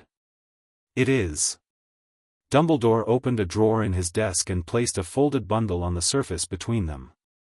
Silver gray, impossibly fine, moving slightly in the room's air like something alive. Harry looked at it and felt something in his chest that wasn't anger anymore, something older and quieter, a grief shaped like the outline of 2 people he'd never gotten to know. He picked it up. It was lighter than anything should be. He folded it over his arm and said, "Thank you." "It was always going to be yours," Dumbledore said. "I was waiting for the right time." "There are a lot of things you were waiting for the right time for," Harry said. Dumbledore was quiet for a moment. Then, precisely, yes. Harry looked at him directly. Fawkes was still on the chair arm, and the phoenix's presence, the clarity it brought, that particular quality of seeing things as they are, was fully operational, and what it showed Harry when he looked at Albus Dumbledore was complex and true and not reducible to villain or saint. An old man who had made very large decisions with very genuine love and very complete certainty in his own judgment, and who was sitting now in a room stripped of the architecture he'd built, looking at the 11-year-old he'd planned around for a decade, and finding that the 11-year-old was looking back with clear eyes and no appetite for comfortable half-truths. "I'm not here to punish you," Harry said. "I want you to understand that." Dumbledore's eyebrows rose fractionally. No. I'm 11, Harry said. I'm not in the business of punishing anyone. And I've seen enough of what you were doing to understand that most of it came from genuine care, even the parts that were, he found the word, arrogant. A pause. Dumbledore said, carefully, that is a fair description. What I want, Harry said, is for you to stop making decisions about my life without telling me. Not because I think I can make better decisions than you, I probably can't, about a lot of things, I've been at school for 2 days. But because they're my decisions to make. Even the wrong ones. Dumbledore looked at him for a long moment. The portraits were absolutely silent. The instruments clicked softly. I find, Dumbledore said slowly, that I cannot argue with that. Good, Harry said. Because I need to talk to you about Quirrell. The shift in Dumbledore's expression was minute and telling. Not surprise, exactly. More like a man watching a clock strike an hour earlier than expected, calculating quickly. What about Professor Quirrell, he said, and the even tone was genuine in a way that still carried weight. Dumbledore was not going to lie to him, Harry was fairly sure of that, but even true answers could be shaped and framed, and he watched for the framing. There's something in his turban, Harry said. Not metaphorically. Something living. Sharing him. Silence. And it wants the stone, Harry said. The Philosopher's Stone, which is on the 3rd floor, which I haven't seen yet but which I intend to. And I think you know all of this, and I think you've been letting it develop because you had a plan for how it would play out that involved me being in a particular position later in the year, and last night your phoenix burned that plan to ash in the Great Hall, and now the timeline is wrong. Dumbledore was very still. Am I wrong? Harry asked. A long moment. The fire in the grate shifted. Several portraits were now openly staring. You are not wrong, Dumbledore said. Then I need to know everything, Harry said. Not the version shaped for an 11-year-old. Everything. Dumbledore sat back in his chair. He looked, Harry searched for the word and found it, tired. Not weak. The distinction mattered. This was the tiredness of a man who has been maintaining enormous weight for an enormous time and has just been told he can set it down, and is discovering that setting it down does not feel like relief so much as suddenly feeling how heavy it was. He told Harry everything. It took an hour. Some of it Harry already knew from the memories. Some of it was new, the specific nature of the protections under the trapdoor, the logic of why Flamel had agreed to move the stone, the way Quirrell had been compromised the previous summer in Albania, traveling ostensibly for experience and returning with something writing under his turban that Dumbledore had detected and chosen to use as a controlled variable. The word controlled sat in the room with particular weight when Dumbledore said it. You let him bring Voldemort into the castle, Harry said. I believe the protections were sufficient, Dumbledore said. I believed that when the time came I would face him, Harry said. Yes. And what would have happened to me? Dumbledore was quiet. What would have happened to me? Harry repeated, not with heat, with precision. He wanted the actual answer. I believed you would survive, Dumbledore said. I believed the protection your mother's sacrifice gave you would hold. Believed, Harry said. Not knew. No, Dumbledore said. Not knew. Harry let that sit in the room. He didn't fill the silence immediately, which was a thing he'd learned on Privet Drive. Silence after an admission has its own function, and rushing to fill it is a form of mercy that the person making the admission hasn't necessarily earned. Then he said, I'm going to see the stone. Tonight. Harry, not to take it, Harry said. To see it. To understand specifically what we're protecting and from what. And so that next time I talk to you about this, we're talking about the same thing in exactly the same terms. Dumbledore studied him. You have your mother's directness, he said, and it didn't sound like deflection, it sounded like something genuine escaping. Tell me about her, Harry said. The request surprised Dumbledore. Harry could see it. He had clearly been braced for operational conversation, and the pivot to something personal landed differently. The old man's face moved through something private and real before he composed himself. "She was exceptional," he said. "Genuinely exceptional. Not," he paused, "not in the way people say it to mean talented. In the way that means she saw people. Accurately. Immediately. She would have seen you very clearly." Harry absorbed this. He asked 2 more questions about his mother, specific ones, not sentimental, about what she'd studied and who her friends had been beyond his father, and Dumbledore answered them, and in the answering Harry watched him become, briefly, less the architect and more just an old man who had known someone remarkable and lost her and carried that loss the way losses get carried when you've had them long enough, not as wounds but as permanent furniture. When Harry left, he had the cloak over his arm and Fawkes on his shoulder and considerably more information than he'd arrived with, and he told Hermione in the corridor everything that had been said, concisely and in order, while she took notes with the focused expression of someone who has found a new level of respect for information and intends to honor it.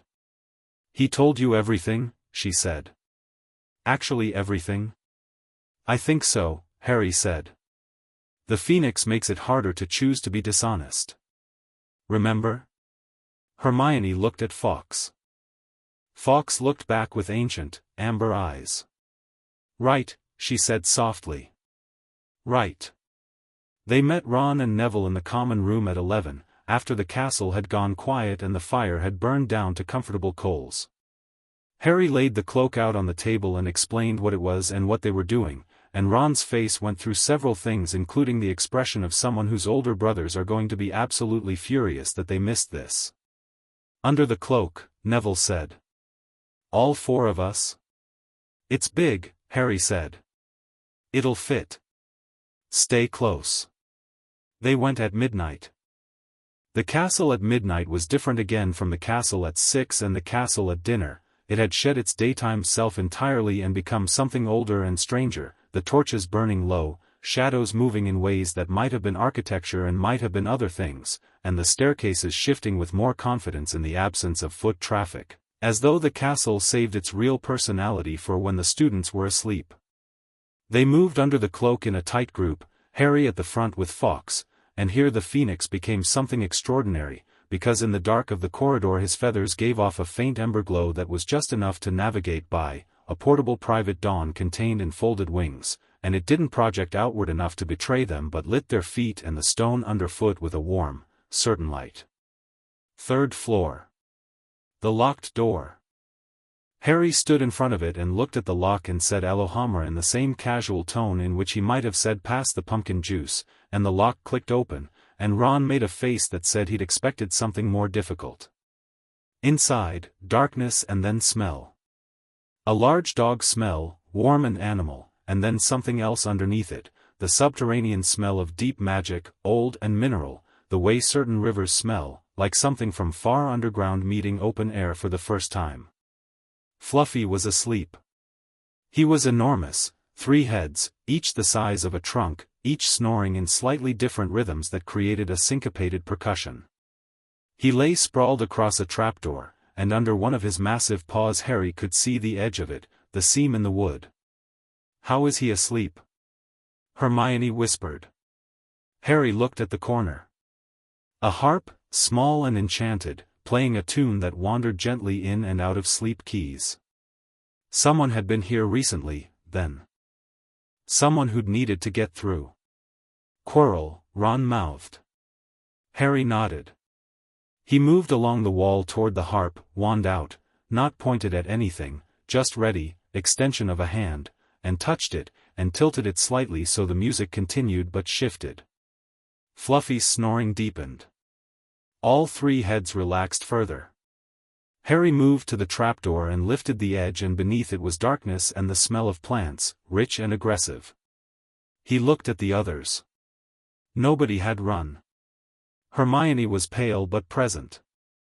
Ron had his jaw set in the particular way of someone who is scared and has decided that being scared doesn't have to mean stopping. Neville had that quality of new spine, the one he'd found in the common room, holding. Harry went first.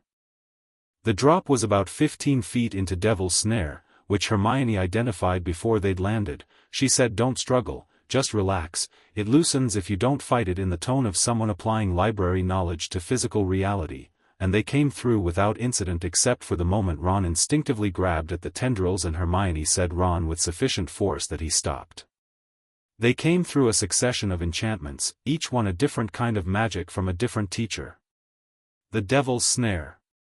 A room of flying keys and locked doors where Harry took the broom hanging on the wall, the only broom in the room, obviously, and flew through a chaos of moving silver and brass until he spotted the right key by the bend in its wing, the tiny imperfection, because perfect things stand out against imperfect things and so do imperfect things against perfect ones, and that was simply observation. He caught it in a dive at speed, feeling the air rush past, feeling something in his body that was entirely right about the motion, about being in the air, and filed that feeling away for later. A chess set the size of a room. Ron stepped forward and said, "I've got this," with the confidence of someone who grew up watching his father play and played himself every day after, and directed them through in 8 moves, precise and economical, refusing the knight that attempted to take him because he'd seen the exchange 2 moves ahead. He made no performance of it. He just played. A troll, unconscious already, someone had beaten them to it, which was information. A logic puzzle with 7 bottles and a poem, and Hermione solved it in the time it took most people to read the poem once, her finger tracing the clues, and said the small bottle was correct with the same certainty she'd bring to any solved problem, and Harry drank it and walked into the cold black fire. The chamber beyond was underground and ancient and lit by violet torchlight that turned everything to shadow and edge. The mirror of Eriste stood in the center. Harry knew it the moment he saw it, felt it like a note in a minor key, knew it was designed to show the deepest desire of whoever stood before it. He could feel it pulling, that attractive gravity of things that promise you what you most want, and he registered it and did not walk toward it and looked instead at what stood in front of it. Professor Quirrell stood before the mirror with his hands raised and his voice low and urgent, saying something in a language Harry didn't know but which felt like command, demanding something of the glass that the glass was not providing. His turban was unwound slightly. He was completely unaware of Harry. Harry stepped out from the shadow of the doorway, and his footstep on the stone was quiet but not silent, and Quirrell spun. The stutter was entirely absent. "Potter," Quirrell said. His voice in this register was different, smoother, flatter, drained of all performance. It was the voice of the thing that had been underneath the whole time. "You're early." "I've been hearing that a lot lately," Harry said. Fawkes flared on his shoulder. "Not song this time," a warning register, lower, a heat tone, and the violet torchlight nearest Quirrell dimmed in response to the warmth. Quirrell looked at Fawkes with the expression Harry had catalogued in defense class, not fear, exactly, avoidance shaped like caution, the way you avoid looking at a bright light. Then he looked at Harry and something shifted in the man's face, not his face, exactly, or not just his face, as though 2 occupants were briefly in disagreement about what expression to wear. "You know what's in the mirror," Harry said. "The stone," Quirrell said. "I need you to tell me what you see." "Why would I do that?" Quirrell's head tilted, and it wasn't Quirrell's tilt. "Because I can offer you things Dumbledore never would," the smooth voice said. "The truth about your parents' deaths. Power he has been keeping from you. The choice he stole from you before you could make it." "I already have the truth," Harry said. "Fawkes showed me. And I've been speaking with Dumbledore directly, which is something you apparently can't do." He paused. "I know what you are. You're a shade. Whatever Voldemort was before he had a body, the remainder of that.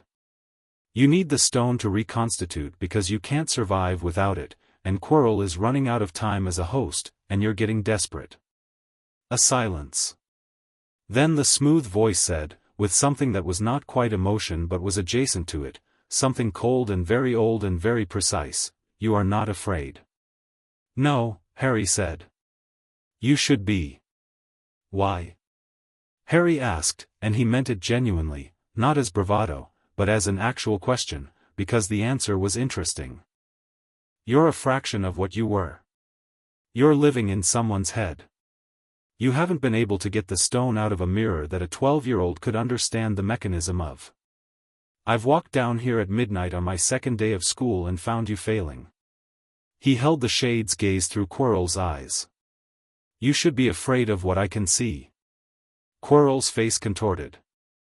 His hands came up and Harry felt the spell before it landed, felt it in Fawkes, who flared, and in his own chest where the phoenix bond ran, and he moved sideways with a fluency that surprised him, moving with the fire rather than away from the spell, and the purple-black curse passed through the space where he'd been and hit the stone wall and left a scorch mark the length of a forearm.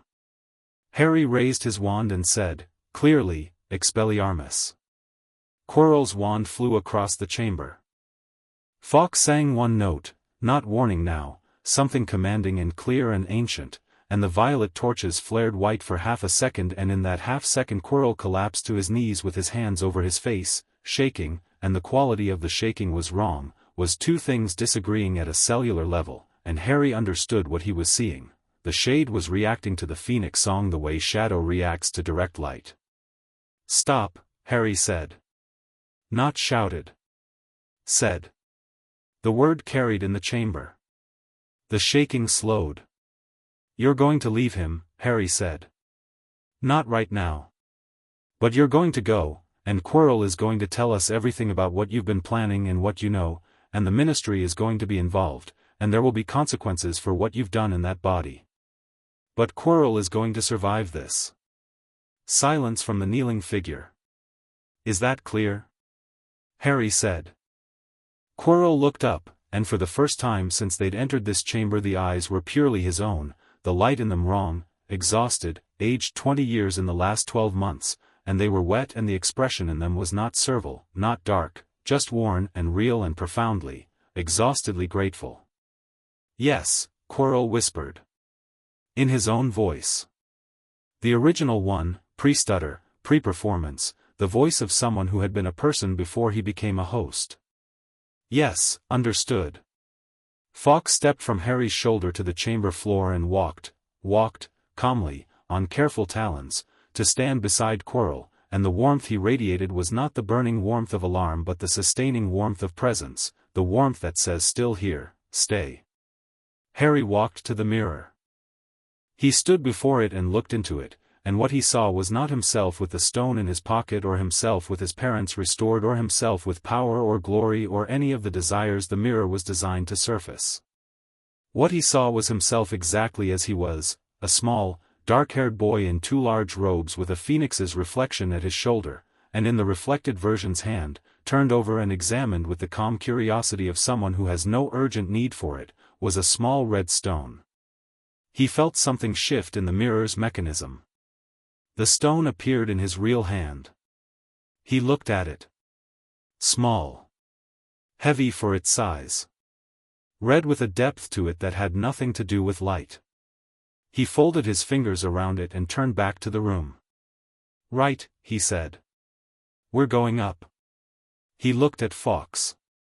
Fawkes stepped back up to his arm and they stood there, the boy, the phoenix, the stone, and Quirrell kneeling on the chamber floor, the shade somewhere in its host's mind being very quiet in the presence of ancient fire, and Harry thought, Dumbledore planned for me to reach this moment alone, desperate, barely surviving, shaped by months of fear into someone willing to sacrifice themselves for a stone.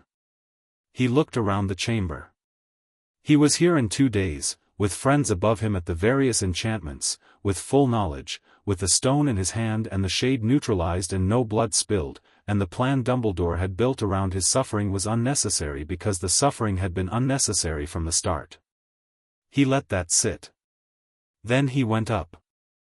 The others were waiting at the trapdoor, Hermione, Ron, Neville, the cloak folded over Hermione's arm, their faces cycling through expressions when they saw Harry emerge with Quirrell behind him, and then more expressions when they saw the stone. He's coming with us, Harry said of Quirrell. He's not a threat. He needs help. He looked at each of them. Questions? Loads, Ron said. Later? Later, Harry agreed. They went up through the levels in reverse, and Quirrell went with them, climbing quietly, the stutter returned but differently now, not performed, just present, the real nervous system of a man who had been sharing his body with a parasite for a year and was still calibrating what his own nervous system felt like without the constant interference. Fawkes maintained his position on Harry's shoulder throughout, and where the phoenix's warmth reached Quirrell, the man's shaking eased fractionally, and he looked at the phoenix with the particular expression of someone accepting a kindness they feel they don't deserve. They emerged onto the third floor at close to 2 in the morning, and the castle was dark and quiet and enormous around them, and Harry stopped and looked at Ron and Hermione and Neville in the torchlight. "Good job," he said simply. Ron made a sound between modest and overwhelmed. Hermione pulled out a piece of parchment she'd been documenting. She had documented the entire descent, and folded it precisely. Neville stood with his arms at his sides and looked like someone who has just done something they didn't know they could do and is in the process of integrating the information. "Neville," Harry said. Neville looked at him. "Seriously," Harry said. "Good job." Neville's face did something complicated and then resolved into something simple and real. He nodded. They turned toward Dumbledore's office, Quirrell between them, the stone in Harry's pocket, Fawkes burning warmly in the dark of the corridor. Snape was standing at the end of it. He stood in the torchlight with his arms folded and his dark robes like a cutout in the air and his expression illegible in the way Harry was already learning to read, illegible as a default position, which meant something was happening underneath it. He looked at Quirrell. He looked at Harry. He looked at Fawkes. He looked at the slight bulge in Harry's robes that was the stone's pocket. "Well," Snape said. "Professor," Harry said. "You found it."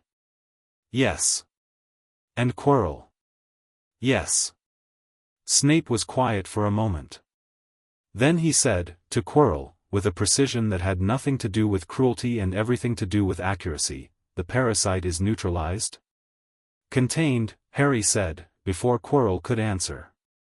"Fawkes is," he gestured, "small, economical, present." Snape looked at Fawkes again. His expression moved through something very fast and then settled. He unfolded his arms. "I'll take Quirrell," he said. "The headmaster is in his office. Go." Harry studied him for a moment. "How long have you known about Quirrell?" Snape's jaw tightened. "Since October," he said. "Last year." "And you told Dumbledore?" "Dumbledore knew before I did," Snape said, and the flatness in that sentence carried considerable weight. He looked at Harry with those black eyes, and Harry, the phoenix clarity, the seeing as it is, looked back and saw what was there without the filter of what he'd been told to expect, saw a man of genuine complexity who had spent decades in terrible proximity to several different kinds of fire and had been burned by most of them and kept going anyway, and whose motivations were real and layered and not reducible to category. Harry looked at him for a moment more. Then he said, "Thank you for keeping an eye on him." Snape said nothing. His expression did not warm or soften or perform any of the things that would have made the moment neat. But something small and definite shifted in the quality of his stillness, and Harry filed that away. He left Quirrell with Snape and took the others toward Dumbledore's office. On the way, Hermione said quietly, "Snape has been watching Quirrell." "For a year," Harry said. "But not telling Dumbledore." Dumbledore already knew. That was the architecture. Snape watched Quirrell to protect the students, independently of Dumbledore's plan. He paused. He improvised ethics. Inside a plan that didn't ask for them. Hermione was quiet. Then, softly, "The memories showed his history with your mother." "Yes." "And you saw it?" "Yes." "And she chose the word carefully, generous about it." "My mum is dead," Harry said. "If he cared about her and he's been doing something useful in her name, then the caring was real. I don't need to make him complicated to make me feel better about it. He already is complicated." Hermione said nothing for several steps. Then she said, "You're very strange, you know." "I've been told," Harry said. Ron, who had been listening from the other side, I think you're brilliant. For the record. You've said that, Harry said. Stands repeating, Ron said. Dumbledore was in his office. He had clearly not slept. The evidence was in the quality of stillness around him, the particular alertness of a man who has been sitting with his thoughts for several hours while the rest of the world sleeps. He looked up when they came in and his eyes went to Harry's face first, then to Fawkes, then to the pocket with the stone. Harry took it out and placed it on the desk. Dumbledore looked at it. He looked at Harry. I told you I wasn't going to punish you, Harry said. I also want to be clear, this isn't me giving this back to you because it's yours. The stone belongs to Nicholas Flamel and I think he should decide what happens to it. I think you should call him. Yes, Dumbledore said. I will. Tonight, Harry said. A pause. Then, tonight. Quirrell is with Snape. He needs medical attention and probably St. Mungo's, but before he goes anywhere he needs to give a full account of everything. The shade he's been hosting needs to be formally documented because if it's a fragment of Voldemort's consciousness and it's loose then the Ministry needs to know, and knowing it wasn't your decision to keep them in the dark. Dumbledore absorbed this. You would like me to contact the Ministry. I would like you to contact the Ministry, Harry said. Yes. Tonight is a productive night for contacting people. A very long pause. In the portraits above them, the painted headmasters were watching with the absolute silence of witnesses understanding they are watching something historical. The instruments clicked and whirred. Dumbledore said, with something in his voice that was not quite amusement and not quite sorrow and was located precisely between them, you are 11 years old. I know, Harry said. I find that I owe you an apology. You do, Harry said. But I don't need it to be a long one. Dumbledore's mouth shifted. Something genuine and rueful and real. No, he said. I don't imagine you do. He looked at Fawkes one more time. He chose well. He said the same about you, Harry said. The surprise on Dumbledore's face was real and unguarded and lasted only a second before composure returned, but in that second Harry saw the thing underneath all of the architecture, a man who had loved genuinely, built brilliantly, and controlled absolutely, and who had just been told by the creature that knew him best and longest that the knowing included the good of him alongside the damage of him. Both, together, honestly. Dumbledore looked at the empty perch by the window. He cleared his throat. I'll make the calls, he said. Good night, Harry. Good night, Professor, Harry said. He turned and walked out with the others, and Fawkes rode his shoulder through the dark corridors back toward Gryffindor Tower, and the stone was gone from Harry's pocket, and somewhere in the castle Snape was doing something useful with a broken man, and in the quiet office the old headmaster was lifting his wand to the Ministry's contact crystal and doing the thing he had never been in the habit of doing, which was sharing information before it was convenient. In the common room, the fire had burned to almost nothing. They sat in a loose circle in the armchairs, Harry, Hermione, Ron, Neville, and the room was warm and quiet and felt like something had just settled. Are we going to be in trouble? Neville asked. Probably, Ron said, cheerfully. Maybe, Harry said. I think the kind of trouble that comes from doing the right thing is different from the kind that comes from doing the wrong thing. McGonagall will still give detention, Hermione said.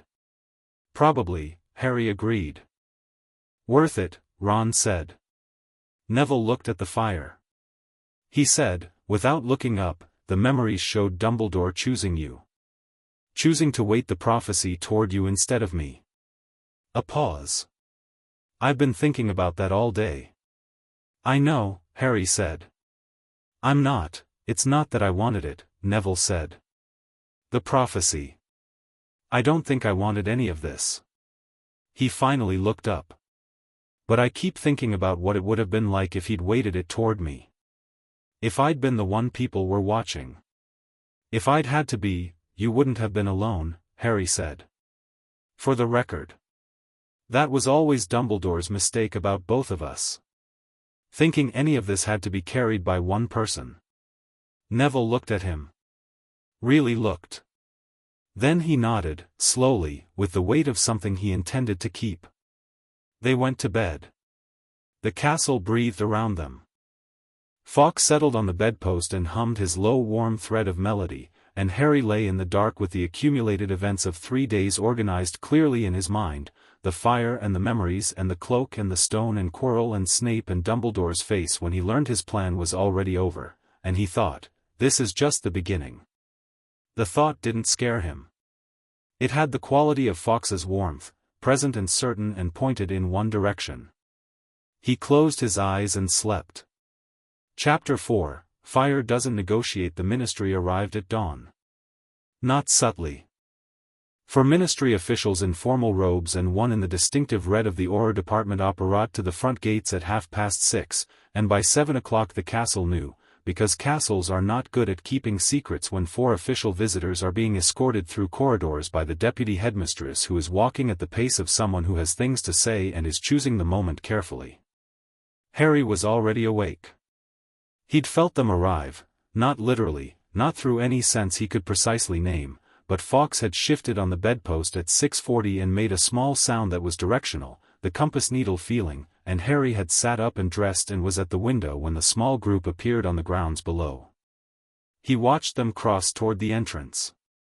One of the Aurors was young, younger than the others, moving differently, with the practical economical stride of someone who has learned to read environments fast. She stopped once before entering and looked up at the castle, and in the early light Harry couldn't see her face, but the posture was interesting, not deference, not intimidation. Assessment. He filed her away. Downstairs, the common room was empty at this hour except for a fifth-year prefect asleep in an armchair with a Transfiguration textbook open on his chest. Harry went through the portrait hole and walked the castle in the early light, Fawkes riding the left shoulder and burning soft amber in the grey dawn corridors, and he was not going anywhere specific, just moving, because some information needs legs to process it. What he was thinking about was Quirrell. Not the shade, not the stone, Quirrell himself, the man underneath the parasite. What Harry had seen in that chamber in the low light, the exhausted real eyes, the voice stripped of performance, the shaking that was two things disagreeing, he was thinking about what comes after that. About what a person does with a year of their life spent as someone else's vessel. About whether the Ministry, arriving with official robes and a single Auror, was coming to help Quirrell or to process him. He found Snape's classroom door before he'd consciously decided to go there. It was open. Not wide, a few inches, enough to show a line of candlelight. Harry knocked on the frame. A pause. Then, enter. Snape was at his desk. He was not grading papers or preparing potions or doing any of the expected things, he was simply sitting, which was not a thing Harry would have associated with Snape based on 12 hours of observation, but it had the quality of someone who had been there for a while.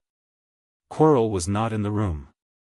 The classroom was otherwise empty, the benches clean and dark, the ingredient jars catching the candlelight in deep amber and green. Harry came in and stood near the door. He didn't sit because he hadn't been invited to sit, and some instincts from Privet Drive were actually appropriate here. Snape looked at him with those flat black eyes. Quirrell? Harry said. St. Mungo's, Snape said. 2 hours ago. The headmaster arranged it personally. Before the Ministry arrived.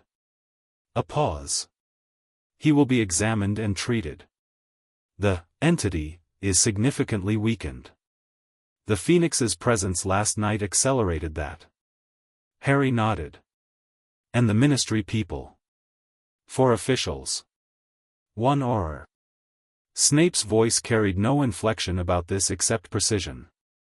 They arrived in response to the headmaster's communication last night. He actually contacted them. Snape studied him. You seem surprised. I'm not, exactly, Harry said. He considered it. I wanted to know if it happened the way I asked. It did, Snape said. Harry looked at him directly. In the candlelight Snape looked older than he did in class and less armored and more. Harry searched for the word, accurate.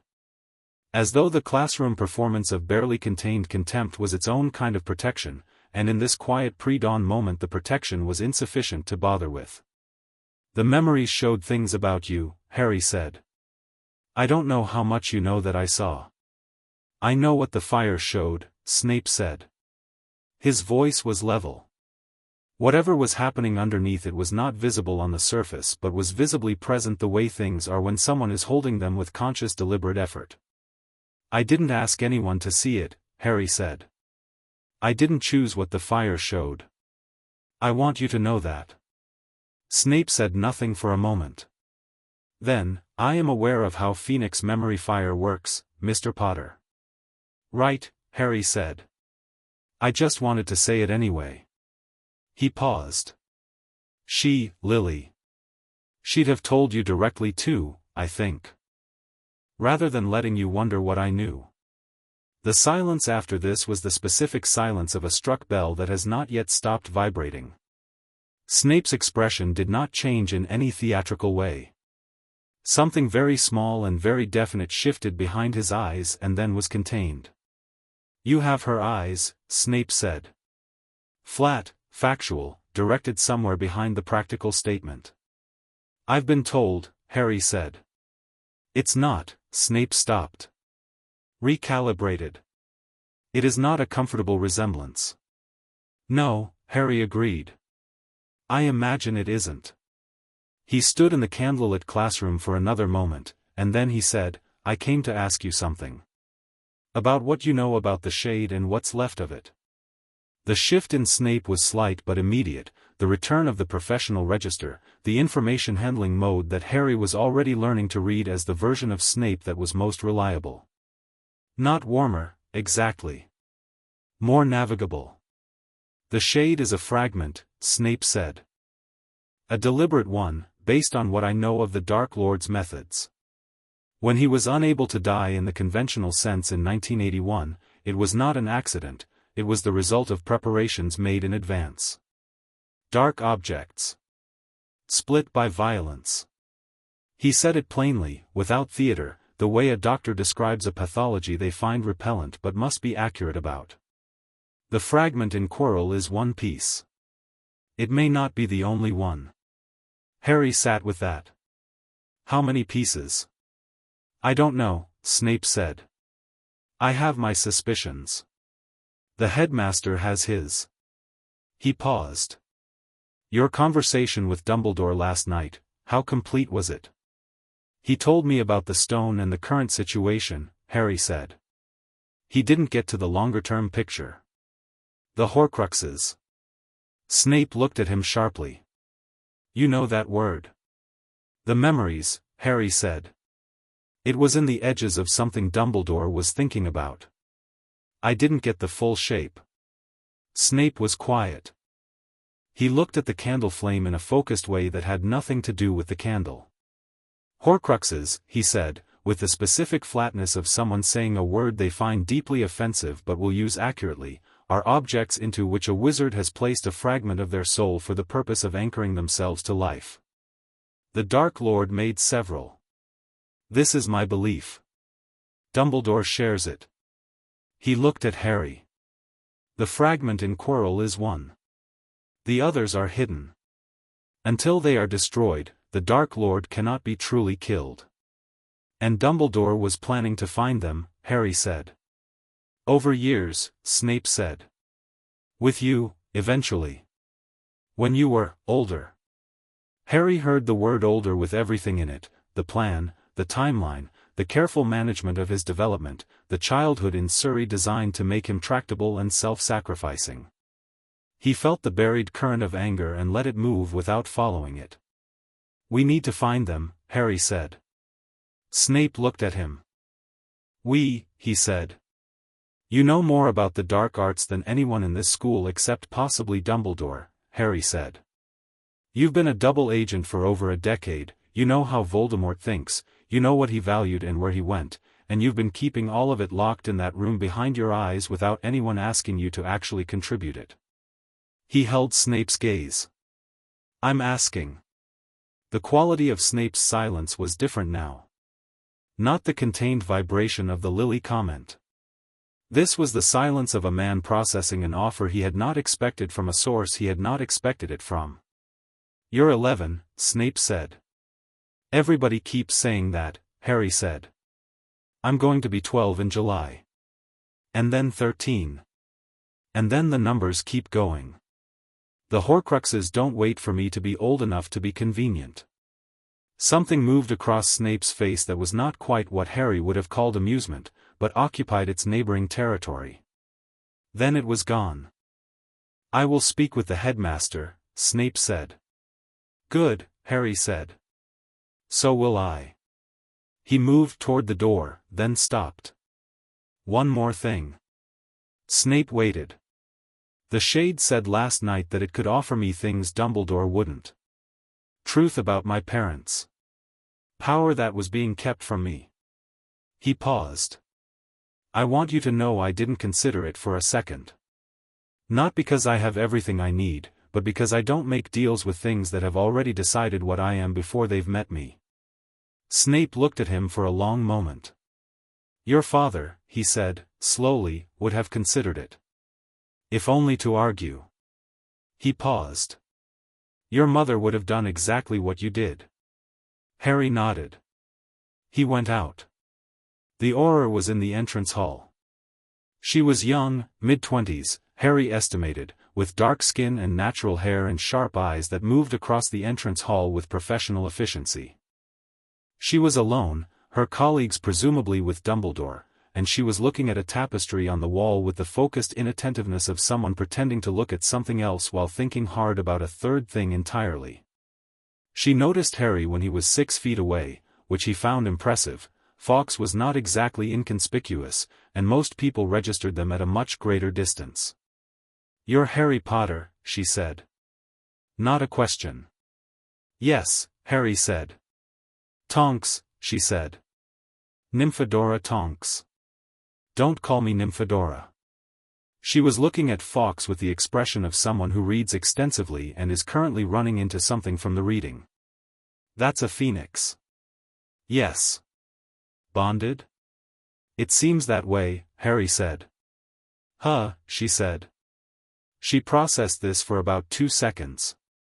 "I read the brief. Dumbledore's communication from last night." She paused. He was unusually complete. "In the brief. I've dealt with Dumbledore before, in an adjacent capacity, and usually his communications are very thorough and contain precisely what he decides you should know and not a word more." She looked at Harry. "This one had everything." "He's working on some things," Harry said. Tonks looked at him with those sharp eyes. She was, Harry realized, much better at the peripheral observation trick than most adults. She was looking at him openly but tracking everything around him simultaneously. "You're 11, she said. "People keep mentioning it," Harry said. "And you walked down to the 3rd floor at midnight and retrieved the Philosopher's Stone from a possessed defense teacher without," she checked a mental note, "without any injuries, any spellwork damage, and with the teacher intact." "My friends helped," Harry said. 3 other first years, she said. "Yes, that's in the brief too." Dumbledore was notably complete on that point as well. She looked at him with a different quality now, not the professional assessment of the first look, something more like the recognition Harry had been noticing in people since last night, the compass needle swing toward presence. "You're not what I expected," she said. "What did you expect?" "Someone who needed rescuing," she said honestly. "The file on you, the old file, from the original incident in 81, it's all about protection. Protecting you. Keeping you safe. The whole system built around you is a sheltering system." She tilted her head slightly. "You're not a person who needs sheltering." "No," Harry agreed. "I don't think I am." "The Shade," she said, the professional register returning, clean and efficient. "The fragment in Quirrell. We're going to need a full account of last night when you're ready to give one." "The fragment status, weakened but not destroyed?" Fawkes's presence destabilized it significantly, Harry said. But it's a Horcrux fragment. It won't just dissipate. There are others. Tonks went still. That's classified information. Is it? Harry said.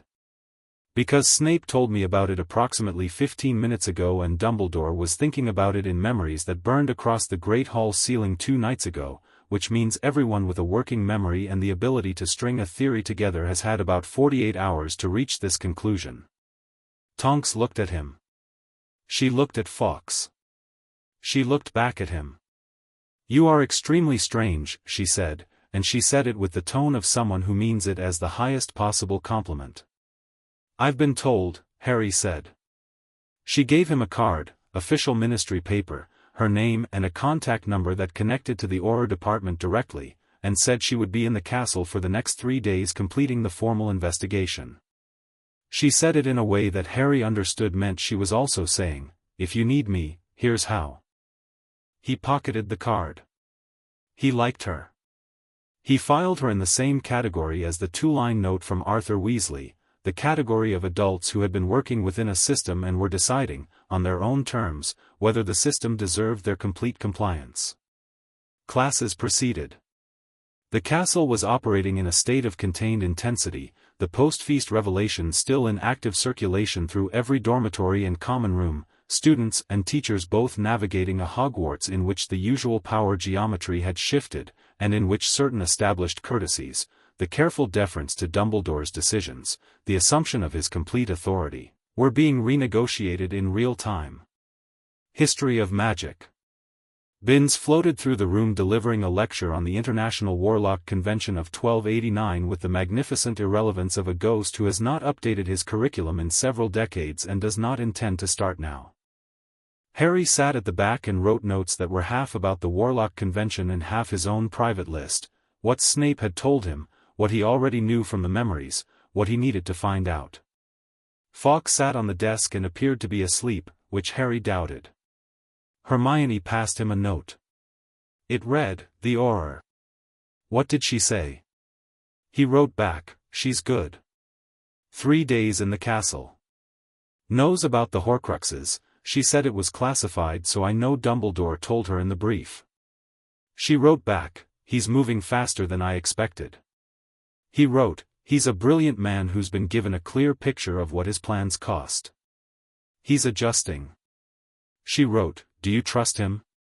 He considered this for a moment, Binns droning overhead about Warlock attendance records. Then he wrote, "Not completely. I trust that he's trying. I trust that Fawkes watching him means the important things are visible. I trust that he's adjusting faster than most people would." A pause, and then he added, "I trust him more every time he does what he said he'd do." Hermione read this. She nodded to herself and underlined something in her notes. Flying lessons were in the afternoon. Madame Hooch ran them on the training pitch with the brisk authority of a woman who has been running these lessons for 20 years and has seen every variety of first-year incompetence and is prepared for all of it. She walked down the row of students standing beside their school brooms and corrected grips and stances with a running precision that Harry appreciated for its efficiency. "Up," she said, when she'd finished corrections. Harry said it in the same tone as everything else and the broom came up immediately, cleanly, the way it had wanted to, and he wrapped his hand around the handle and felt the thing he'd felt in the underground chamber briefly, the specific rightness of this, his body understanding something about being off the ground before his mind had fully processed the desire. Fawkes took off from the grass at the same moment, rising alongside Harry with vast warm wings, and the effect on the class was immediate, everyone staring, Madame Hooch stopping mid-correction to watch, and Harry unaware of any of it because the moment he kicked off the ground and felt the air come alive around him the watching became irrelevant. He went straight up. Not recklessly, with intention, fast and clean, altitude coming up beneath him in rushing blocks, the ground falling away to miniature, the castle spreading itself below him in all its towers and courtyards and the lake gleaming in the afternoon light. He leveled off at 100 feet and stopped. The world from up here was clarified. He hadn't expected that, he'd expected exhilaration, the pure physical fact of flight, but what he got was also clarity, the same quality Fawkes brought but airy, expansive, the world laid out horizontally instead of pressing in. He could see the whole grounds from here. The forbidden forest dark and specific at the edge. The greenhouses. The Quidditch pitch. The gates where the Aurors had arrived at dawn. Fawkes flew beside him, and the warmth of the phoenix made the air around them several degrees different, and when Harry looked sideways at that burning profile against the sky he thought, of course this is where you belong. Both of you. Up here. He came down when Madame Hooch called him, unhurried, a long descending curve, and touched down on the grass as easily as stepping off a stair. Madame Hooch was looking at him with the expression of a woman who has just had a professional revelation. "Who taught you to fly?" she said. "No one," Harry said. She looked at Fawkes, who had landed beside Harry on the grass with the natural ease of a creature that moves between sky and ground as though they are the same surface. She looked at Harry. "Have you ever considered Quidditch?" "I've been at school for 3 days," Harry said. "That wasn't a no," she said. "It wasn't a no," he agreed. Draco Malfoy had been watching the flight with an expression that had started as contempt, the automatic performance of the boy who was very good at flying and had been told so since he was 4 and intended everyone to be aware of it, and had shifted, across the duration of Harry's ascent and level off and descent, into something that didn't have a comfortable word for it. Not awe, he wouldn't have admitted awe. Not envy. Something nearer to the feeling you get when you see something done better than you'd imagined it could be done, and your framework for good and better and best needs to be revised. He landed his own broom, which he'd ridden competently and without any particular fire, and said nothing to anyone. On the way back up to the castle, Neville fell into step beside Harry. He'd had a reasonable flight, not comfortable, still tentative, but reasonable, and he had the look of someone who has met a fear and not been destroyed by it. "I talked to my grandmother," Neville said. Harry glanced at him. "This morning, in the Ollery," Neville said. "I wrote to her after the feast." She wrote back. He was quiet for a step or two. "She told me she'd known about Dumbledore's general management style for some years. Not the specifics. Not the details that came out in the fire." He paused. "She said she'd allowed herself to accept things she shouldn't have because he'd always been right before." "That's honest," Harry said. "She said she was proud of me." Neville said it with a slight roughness in his voice, the sound of something that matters more than he expected it to. "She doesn't say that very often. She usually, the standard is high. Grand standard. But she wrote it and she underlined it, which she's never done before in a letter." Harry said nothing for a moment. Then, "Good." "Yeah," Neville said. "Yeah." He looked at Fawkes. Is it all right if I go ahead?" Harry said. Neville reached out and touched Fawkes's wing with 2 careful fingers. Fawkes allowed it, and the warmth that came off the feathers made Neville close his eyes for half a second with the expression of someone receiving something they didn't know they needed. "Right," Neville said, opening his eyes. He straightened. He walked into the castle with his spine where it belonged. The situation with Malfoy arrived unexpectedly after dinner. Harry was in the corridor near the library, returning a book Hermione had sent him to retrieve, when Malfoy appeared from a side passage with Crabbe and Goyle arranged behind him in the customary formation of people whose primary function is to add width to a threat. Harry looked at them and waited. Malfoy had something he wanted to say. That was visible in the way he'd arranged himself, not quite the usual Malfoy performance, which was polished and automatic and carried the specific confidence of someone who has been told his entire life that he is superior to the people around him and has had insufficient evidence against this. The post-feast Malfoy, Harry noted, had a quality of recalibration that sat uneasily alongside the standard performance. "Potter," Malfoy said. "Malfoy," Harry said. "What you did last night, with the stone." "Tonight," Harry said. "Last night was the Great Hall. The stone was tonight." Malfoy blinked. Fine. Tonight. What you did, you're actually going to report it to the ministry. Already done, Harry said. The ministry is in the castle. Malfoy's composure shifted slightly.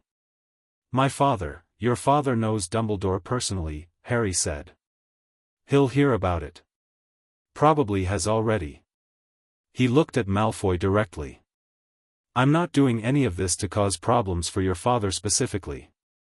I'm doing it because a man was being used as a host for a dark entity and a powerful magical artifact was at risk and those things needed to be addressed. It's not personal. Everything is personal with my family, Malfoy said. There was something raw in that statement that he clearly hadn't intended to let through. I know, Harry said. I saw some of it in the memories. Malfoy's jaw tightened. What did you see? Your father's connection to certain decisions Dumbledore made. Certain pressures that came from the governor level that Dumbledore navigated around. Your family's been in proximity to this for a long time. He paused. Not always on the wrong side of it, either. The memories were complicated about your family. Malfoy was looking at him with an expression Harry couldn't read immediately. Then, my father thinks you're a complication. Your father's probably right, Harry said. He said, the way he put it to me, before I came to school. Malfoy stopped. He was doing something Harry recognized, the thing of deciding whether to say the true thing or the convenient thing, and feeling the pause lengthen. He said this year was going to be managed. That there were plans in place. That I should stay out of the way of them. Plans run by Dumbledore, Harry said. I thought so, Malfoy said. Now I'm not sure whose plans they were. Harry looked at him. The Phoenix clarity did its quiet work. Malfoy in this corridor at this hour without an audience, saying things that cost him something, was different from Malfoy at the sorting or Malfoy on the train, and the difference was not performance. Here's what I know, Harry said. The plans everybody made before we got here have mostly collapsed. Whatever your father planned. Whatever Dumbledore planned. The ground shifted. He held Malfoy's gaze. That's actually an opportunity, if you want it to be. An opportunity, Malfoy repeated, and the word came out skeptical in the automatic way, but something underneath the skepticism was genuinely listening. To make your own choices, Harry said. The ones nobody made for you. A long pause. Crabbe and Goyle were looking between Harry and Malfoy with the expressions of people who have lost the thread of a conversation they didn't fully have in the first place. Malfoy said, finally, you're very strange, Potter. So I keep hearing, Harry said. He walked past them and continued to the library, and didn't look back, and Fawkes rode his shoulder the whole way with the composed air of a creature who had just witnessed something interesting begin. It was Hermione who noticed it first. She'd been tracking Quirrell's classroom, empty now, obviously, with its teacher gone, with the specific focused attention of a person who has a theory and is looking for evidence. She came to Harry in the common room at 9 with a piece of parchment covered in her small dense notes. The defense classroom, she said. The tension I felt in it. I think it wasn't just Quirrell's host situation. I think there was something in that room. Harry took the parchment. He read quickly. You think Quirrell had already been through the 3rd floor? Before tonight? Multiple times, she said. The harp was there, it was already playing when we got there. Somebody had been going down repeatedly and coming back up without the stone, which means they were studying the protections, learning them, working on ways through. And if Quirrell had access to the room and was going there regularly, he might have left something, Harry said. Or taken something, she said. And if there were notes. Plans. Communications with, she stopped. If there's a record of the Shade's communications, that's intelligence. For the Aurors. For understanding the scope. Harry stood up. We need to tell Tonks. Tonight? Tonight, he said. The investigation is live. Evidence decays. Or gets removed. He thought of something. Snape, he said. What? Snape had access to that room independently. He's been watching Quirrell. If Quirrell was leaving notes or records, Snape might have already found them. He looked at her. Come on. They went to Snape's classroom for the second time that day, and this time Harry knocked with Hermione beside him, and Snape opened the door with the expression of a man who is not entirely surprised but had thought he'd have more time. You found something in Quirrell's room, Harry said. Snape looked at him. He looked at Hermione, who was holding her notes with the focused precision of a researcher presenting a case. He looked at Fawkes. He opened the door wider. Come in, he said. He showed them what he'd found in Quirrell's quarters 3 weeks ago, 3 weeks, which he'd sat on and analyzed and kept because the information was sensitive and Dumbledore's plans had seemed sufficient and he hadn't been asked. Which was, Harry could see Snape recognizing as he laid the items on the desk, precisely the same architecture Dumbledore had used, the careful withholding by someone who trusted their own judgment about when and what to share. Snape recognized it in himself without being told to. That was interesting. The items were a series of letters, encoded, written in a cipher that Hermione broke in approximately 8 minutes while Snape watched with an expression that was not quite approval but occupied its postcode. The letters were from Albania, from 2 years before, and they detailed the shade's consciousness, its location, its capacity, and its instructions for the coming year: find the stone, use the host, restore the body, return. And at the bottom of the last letter, in the shade's flowing hand, one line that Harry read twice: the boy is the key. The boy has always been the key. Bring him to me before Dumbledore can use him and we win everything. He set the letter down. Hermione had read it over his shoulder. Snape was watching his face.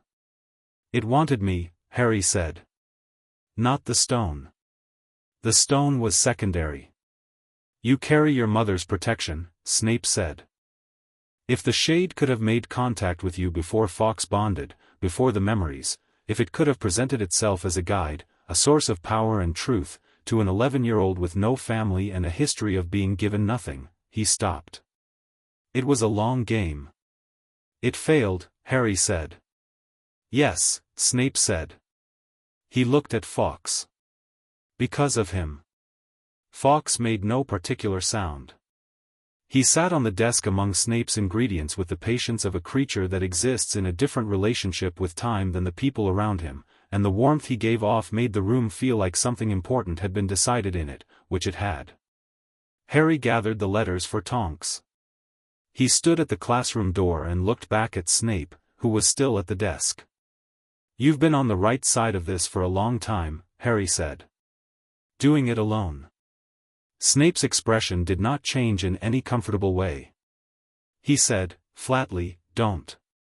I'm not making a speech, Harry said. I'm stating a fact. You can do what you want with it. He opened the door. We need you on this. Specifically your knowledge. Not someone abstractly, you. He went out. He heard, very quietly, behind him, the sound of Snape's chair moving, the creak of a man sitting back, the specific silence of someone processing a thing that has cost them their preferred defenses. Tonks was in a guest room on the 4th floor and she answered the door in 2 seconds, which suggested she hadn't been sleeping either. She looked at the letters in Harry's hand and at Hermione's notes and at Harry's face and said, "Tell me everything," and they did.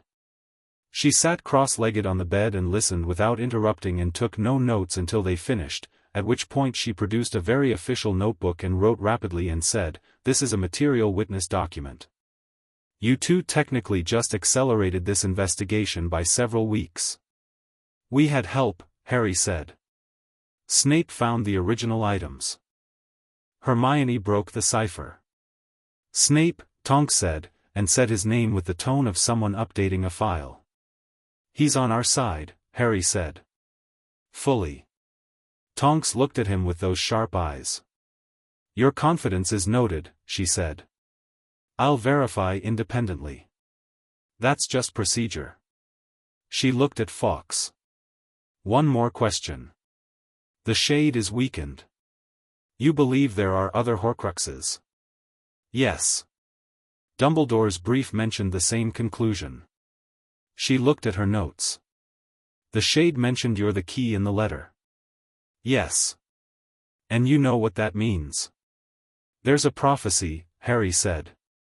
Yes. I know about it. Neither of us needs to pretend that I don't. He looked at her evenly. But the prophecy is about destroying Voldemort, not about me being sacrificed to the process. Those are different things, and I want to be clear on that distinction going forward. Tonks studied him for a long moment. She said, carefully, you know, the reason I became an Auror was because I thought the Ministry was good at protecting people. I thought it was doing the work it said it was. A pause. The last 12 years have been educational about the gap between what we say and what we do. Are you in the right job? Harry asked. She grinned, quick, bright, unexpectedly real. Probably more now than I was yesterday. She stood up from the bed. Get some sleep, Potter. You've done enough for one day. That seems to be a theme, Harry said. Good theme, she said. Occasionally you have to let other people catch up. He went back to Gryffindor Tower with Hermione, and Fawkes rode the left shoulder in the dark corridors, burning low and warm, and the castle breathed its ancient breathing around them, and when Harry finally reached his bed and lay down he could hear, distantly, the sounds of the castle rearranging itself, a staircase moving, a door opening somewhere, the patient mechanical work of a building that has housed hundreds of years of magic and is accustomed to significant nights. He thought about the Shade's letter. The boy has always been the key. He turned the sentence over and looked at it from all sides. In Voldemort's framing, key meant tool, meant lever, meant controllable mechanism by which the desired outcome is achieved. In Dumbledore's framing, key had meant something similar, though with more genuine love and less cold intent. In both cases the key did not choose the lock it was used in. He looked at Fawkes on the bedpost. I'm not a key, Harry said. Fawkes opened one amber eye. The single note, warm and certain. No. You're not. I know, Harry said. I just wanted to say it out loud. He closed his eyes. Outside the windows the stars were clear and very far away and entirely indifferent to prophecies, and the grounds were quiet, and somewhere in the castle Tonks was writing reports that would change the official record, and somewhere Dumbledore was sitting with his empty perch and his adjusted plans, and somewhere Snape was processing, and the stone was safe with Dumbledore until Flamel could be reached, and Quirrell was at St. Mungo's beginning the long work of becoming himself again. The pieces on the board had all moved. They were in different positions now. Better ones, mostly. More honest ones, all of them. Harry slept. Chapter 5, What the Phoenix Knows. 3 weeks passed. Not quietly, Hogwarts didn't do quiet anymore, or at least not the sedated, carefully managed quiet it had maintained before the feast. It did a different kind of noise now, the noise of a place in active renegotiation with itself, students crossing house lines to have conversations, teachers who had spent years operating in Dumbledore's careful orbit finding their own orbits, small adjustments happening daily in the texture of the place that added up, over 3 weeks, to something substantially different from what the castle had been on September 1st. The Auror investigation concluded in its official capacity after 5 days. Tonks left with a case file that Harry understood, from the way she'd said goodbye, was going to cause significant disruption at the ministry level before it caused resolution. She'd shaken Harry's hand at the gates and said, with the directness he'd come to expect from her, "This isn't over. The Horcrux question goes to the Department of Mysteries and it's going to be political before it's strategic." She'd looked at Fawkes. "Keep him close." "He keeps himself," Harry said. "Lucky you," she said, and walked through the gates. Quirrell did not return. His position was filled on a temporary basis by a series of rotating substitutes, each more awkward than the last, until McGonagall took the class herself in the third week with the calm authority of a woman who has taught every subject in this castle at one point or another and finds defense against the dark arts manageable by comparison to first-year Transfiguration. Quirrell himself was improving. Harry knew this because Dumbledore told him, and because Dumbledore was telling him things now with a regularity that had the quality of a new habit being actively maintained, the slight deliberateness of someone who has identified a personal failing and is addressing it with the same rigor they'd apply to anything else. The updates were brief, factual, unsentimental. Quirrell was being treated. The Shade's presence had receded significantly. He would require months of recovery.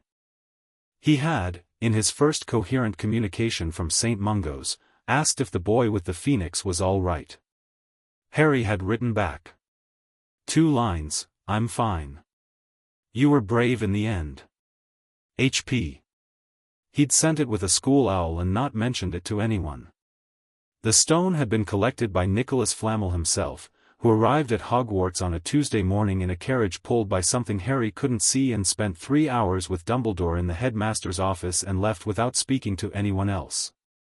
Harry had been in charms when the carriage came through the gates, had felt the passage of something very old and very powerful moving through the castle's ambient magic the way you feel a large ship's wake even when you can't see the ship, and had noted it and continued conjugating his Wingardium Leviosa variants. Hermione had heard from her parents twice.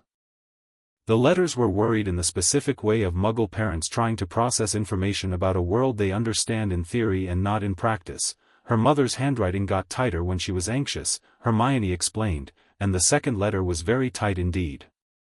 Harry read them when Hermione offered and said, "They're good parents," and meant it plainly, and Hermione had looked at him with that expression she sometimes had, the one where she was recalibrating something about him.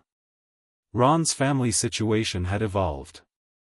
Percy had written home 3 times and received 3 responses from his mother, which apparently represented unprecedented communication volume. Fred and George had sent a joint letter that reportedly caused their mother to sit down and their father to read it in his shed twice. Arthur Weasley had come to Hogwarts on a Saturday, not officially, not as part of any ministry business, and met with Dumbledore for an hour and then asked McGonagall if he could speak with his sons, and had spent 2 hours in a small sitting room off the entrance hall that McGonagall made available, talking to all 5 of them at once, which Ron reported back to Harry as the most honest conversation he'd ever had with his father. He knew more than he let on, Ron told Harry that evening, staring at the common room fire. Not everything. But he'd seen things at the ministry that didn't add up and he'd filed them away because you don't survive at the ministry by making things add up that people don't want to add up. And now everything's adding up and he's, Ron paused, not angry. That's the weird part. I expected him to be furious. He's just very clear. Like he's been waiting for the room to become visible. Smart man, Harry said. He is, Ron said, with the slight surprise of someone encountering a parent as a person for the first time. He really is. The notable silence through all of this was Dumbledore. Not literally, Dumbledore was present at every meal, at every staff meeting that Harry heard about secondhand from Neville who'd overheard teachers talking, in correspondence with parents and governors and ministry officials. He was present and he was working and he was changing, in the specific and effortful way of a person who has identified the architecture of their own failure and is rebuilding inside it without demolishing what is structural. But he was silent in the particular way of a man who has understood that he has things to answer for and is allowing other people to set the terms of the answering. Harry found this more uncomfortable than he'd expected. Not because he wanted Dumbledore diminished, he didn't, had never wanted that, and the Phoenix clarity made it impossible to want simple things when the truth was complex. He found it uncomfortable because watching someone genuinely reckon with themselves was not a clean or comfortable thing to witness, and Dumbledore's reckoning was happening in full view of a school full of people, some of whom were using it to confirm everything they'd already believed about authority, and some of whom were doing the harder work of holding 2 things simultaneously. The letter came on a Tuesday morning in the 4th week. It arrived not by owl but by phoenix, a different phoenix, smaller than Fawkes, pale gold with white wing tips, who landed on the Gryffindor table at breakfast and deposited a sealed letter in front of Harry and then departed immediately with the air of a creature who has fulfilled a task and has no interest in commentary. The seal on the letter was the Hogwarts crest but stamped with something additional, a small sun symbol Harry didn't recognize. He broke the seal. Inside, in Dumbledore's hand, very plain, "I would like to speak to the school. All students, all staff. This afternoon, if you are willing. I am asking your permission because it is, I've come to understand, your story as much as mine, and perhaps more." Harry read it twice. He showed it to Hermione, who read it with the focused expression of someone checking for subtext. She handed it back and said, "He's asking permission." "Yes," Harry said. "From you?" "Yes. 11-year-old you." "Hermione," Harry said. "I'm not being dismissive," she said quickly. "I'm noting the shift. He's not doing it for performance. He could have simply called the assembly. He's asking because he's actually asking." Harry looked at Fawkes, who had watched the pale gold phoenix arrive and depart with the composed attention of someone noting the arrival of a colleague. He looked at the letter. He wrote back on the back of the same parchment, "Yes. This afternoon is fine. HP." He sent it with a school owl and ate his eggs. The assembly was called for 3 o'clock. McGonagall announced it in the morning's classes with her standard precision, 2 sentences, no embellishment. The headmaster would be addressing the full school at 3, attendance was expected. The quality of the silence after her announcement in Transfiguration had a specific texture, not dread, not excitement, something more serious than both. The knowledge that something genuinely important was about to happen, and the corresponding gathering of self that significant moments require. Harry spent lunch in the library with Hermione and Ron and Neville. Hermione was reading. Ron was eating a sandwich and looking at the ceiling in a way that meant thinking. Neville was writing a letter, slowly, to his grandmother. Nobody talked much. There wasn't much to say that the afternoon wouldn't say better. At 1:30 Harry went outside. He walked to the lake's edge and stood there with Fawkes on his shoulder, looking at the water. The sky was overcast, the light flat and even, the lake a sheet of gray-silver that moved in slow complex patterns under a wind too gentle to feel. The forbidden forest was dark at the tree line and full of sounds that didn't translate. He thought about what Dumbledore might say. He thought about what he'd want him to say. He thought about the difference between confession and accounting, between apology and explanation, between a man performing contrition because the audience requires it and a man doing the harder thing of saying the true thing without dressing it for reception. He thought about what the school needed to hear. Not from Dumbledore specifically but in general, not absolution, not reassurance, but honesty. The plain kind. The kind that doesn't make itself comfortable at the truth's expense. Fawkes made a sound. "What?" Harry said. A series of notes, low and ordered, that arrived in Harry's chest as meaning rather than music. "He's ready. Whatever else is true, he is ready." "I know," Harry said. He stopped. "I want it to be enough. Whatever he says. I want it to be enough for the people it hurt." The notes again, different this time. More complex. Something that translated as, "Whether it's enough is not yours to decide. You can only make the space for it to happen honestly. The rest belongs to everyone who was in the room." Harry stood with that for a while. The lake moved its slow silver patterns. A great squid arm broke the surface briefly near the far shore and withdrew without incident. "Okay," Harry said finally. He went in. The great hall had been arranged differently than it ever was for meals. The 4 house tables remained but the high table had been brought forward and the chairs removed, so Dumbledore would be standing at floor level rather than elevated, and the students and staff would be arranged in a loose semicircle rather than the formal parallel lines of mealtimes. McGonagall had done this, Harry understood from the quality of her expression when he came in. She'd arranged it herself, specifically, as a deliberate statement about the geometry of what was about to happen. Students were filing in. They came in house groups but sat in mixed ones. The past 3 weeks of cross-house conversation had created seating habits that had not yet calcified into tradition but were clearly forming. Harry sat with Ron and Hermione and Neville in a cluster that also included, by now natural aggregation, Dean Thomas and Seamus Finnegan and a second-year Hufflepuff named Maisie who'd started eating lunch near them because Neville had lent her a herbology book and the conversation had not stopped.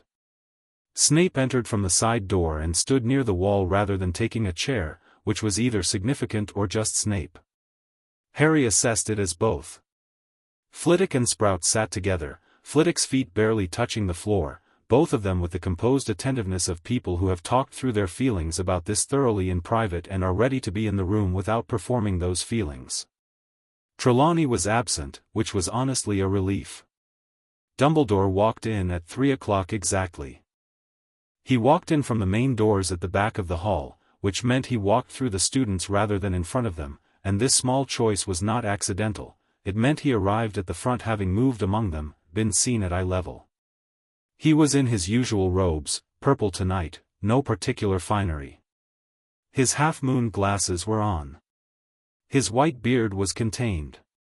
He looked, Harry thought, like himself and also like someone who had spent 3 weeks deciding what himself meant when the performance was removed.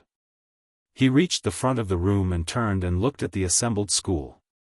He said, "I owe you an explanation. Not an apology first.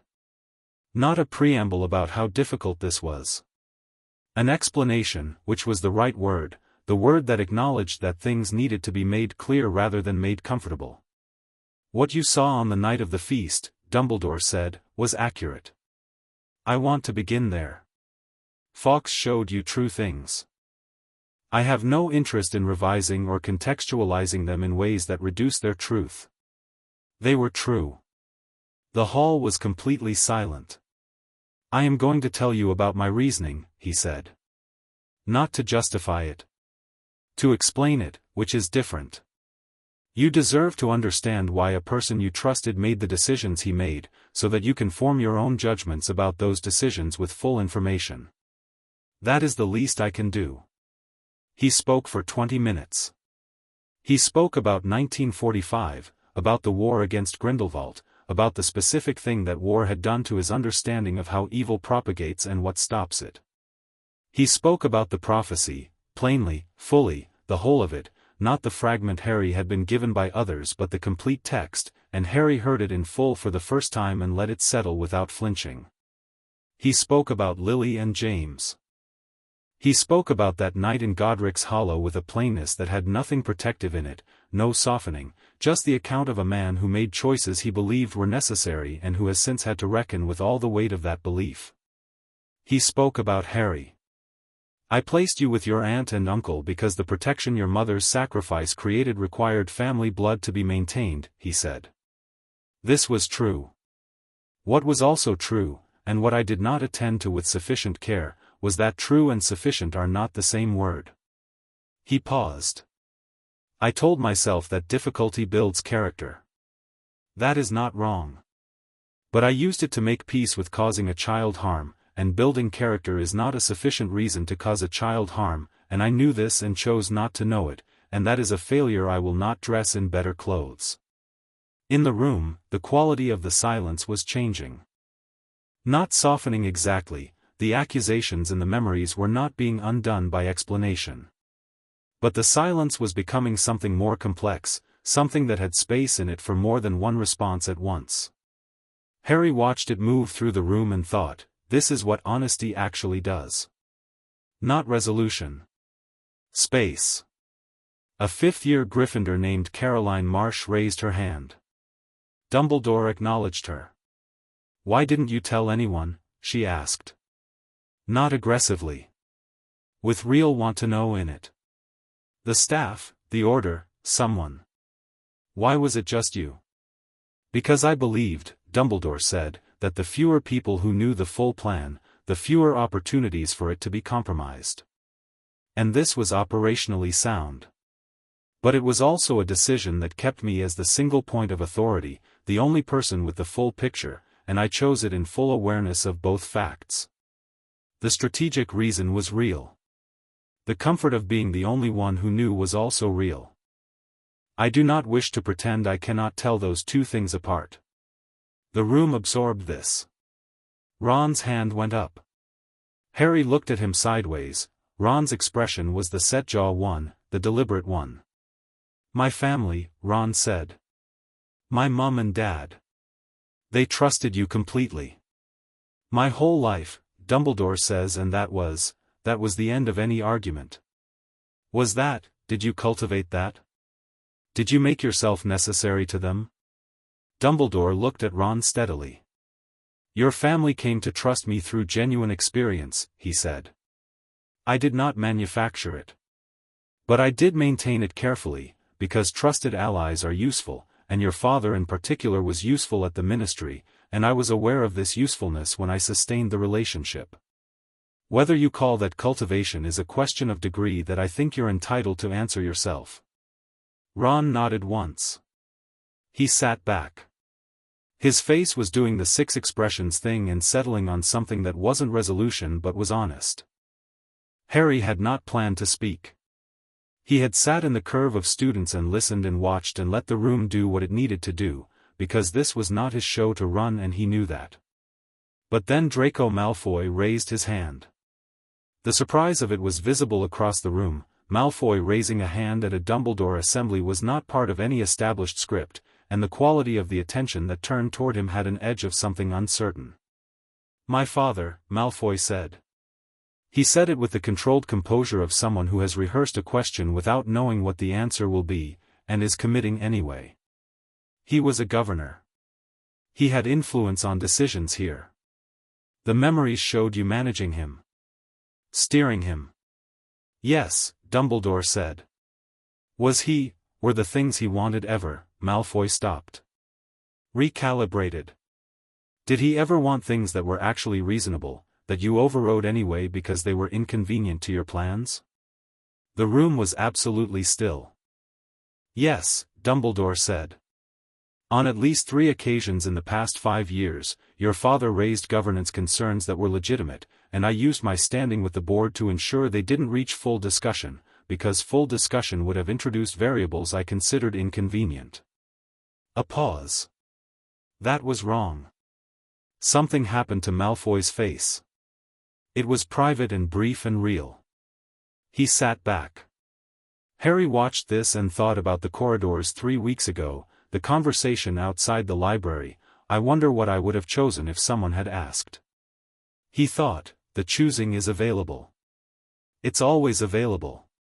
It just requires someone to stop making the choices around you long enough for you to see the space. He raised his hand. Dumbledore looked at him.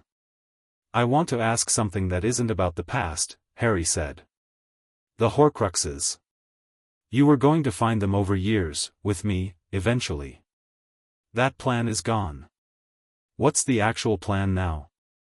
The shift in the room was immediate and total, from the reckoning with the past mode to the what happens now mode, and both modes were necessary and the question was a door between them. I would like to work on this together, Dumbledore said. Openly. With full information shared between us, and with appropriate support from the Auror Department and certain members of staff. He looked at Harry. I have several theories about the remaining Horcruxes and I'd like to pursue them with you rather than for you. Who else? Harry asked. Severus, certainly. His knowledge of the dark arts is essential. He paused. Professor McGonagall, who has expressed interest in being included in any strategic planning with considerable emphasis on considerable. The ghost of something moved across his face. The Auror Tonks, who has already been in correspondence with me about the Department of Mysteries. Arthur Weasley, who knows the Ministry's blind spots better than anyone I've met. And us, Ron said, from beside Harry. It was not a question. Dumbledore looked at him. You have already demonstrated rather comprehensively that the question of your involvement is not one I'm positioned to decide, he said. Yes. You. Me too, Neville said, from Harry's other side, with the quiet certain voice of someone who is not asking. And me, Hermione said, briskly, as though this had never been in question, because as far as she was concerned it hadn't. Dumbledore looked at this cluster of first-years with an expression that Harry found unexpectedly moving, something in it that was genuine and unguarded and had the quality of a man discovering something he'd been too busy planning to notice, which was that the people around him were capable and brave and already in motion, had been all along. Yes, Dumbledore said simply. All of you. The quiet that followed was different from all the previous quiets. It had a forward quality. Not resolution was going to take much longer, and some things wouldn't resolve, and the people who'd been hurt by the architecture of the past decade were going to carry that in their own ways for their own timelines. But the quiet had direction. Then Snape spoke. He'd been against the wall the entire time, and his silence had been a particular kind of silence, the silence of a man holding a very full container very carefully, and everyone in the room who had watched the memories 3 weeks ago was aware of what the container held. When he spoke without being called on, without raising a hand, in the flat direct voice he used when he had decided something was going to be said. I have a contribution to make, Snape said. To the accounting. The room turned toward him. Dumbledore turned toward him. Snape was looking at no one specifically, his eyes directed at the middle distance, which Harry recognized as the version of Snape that is being most genuinely honest because it has stopped performing for any particular audience. I spent 17 years in service to the Dark Lord and then in service to the effort to stop him, Snape said. I did this for reasons that were shown, in some form, on this ceiling 3 weeks ago, and which I will not elaborate on now because the reasons were private and are not the school's to have in full. He paused. What I will say is this, I did not do it for Dumbledore. I did it for a person I failed once in a way that I could not undo. This school has watched my behavior towards certain students for years and drawn conclusions from it that were correct. I was not kind.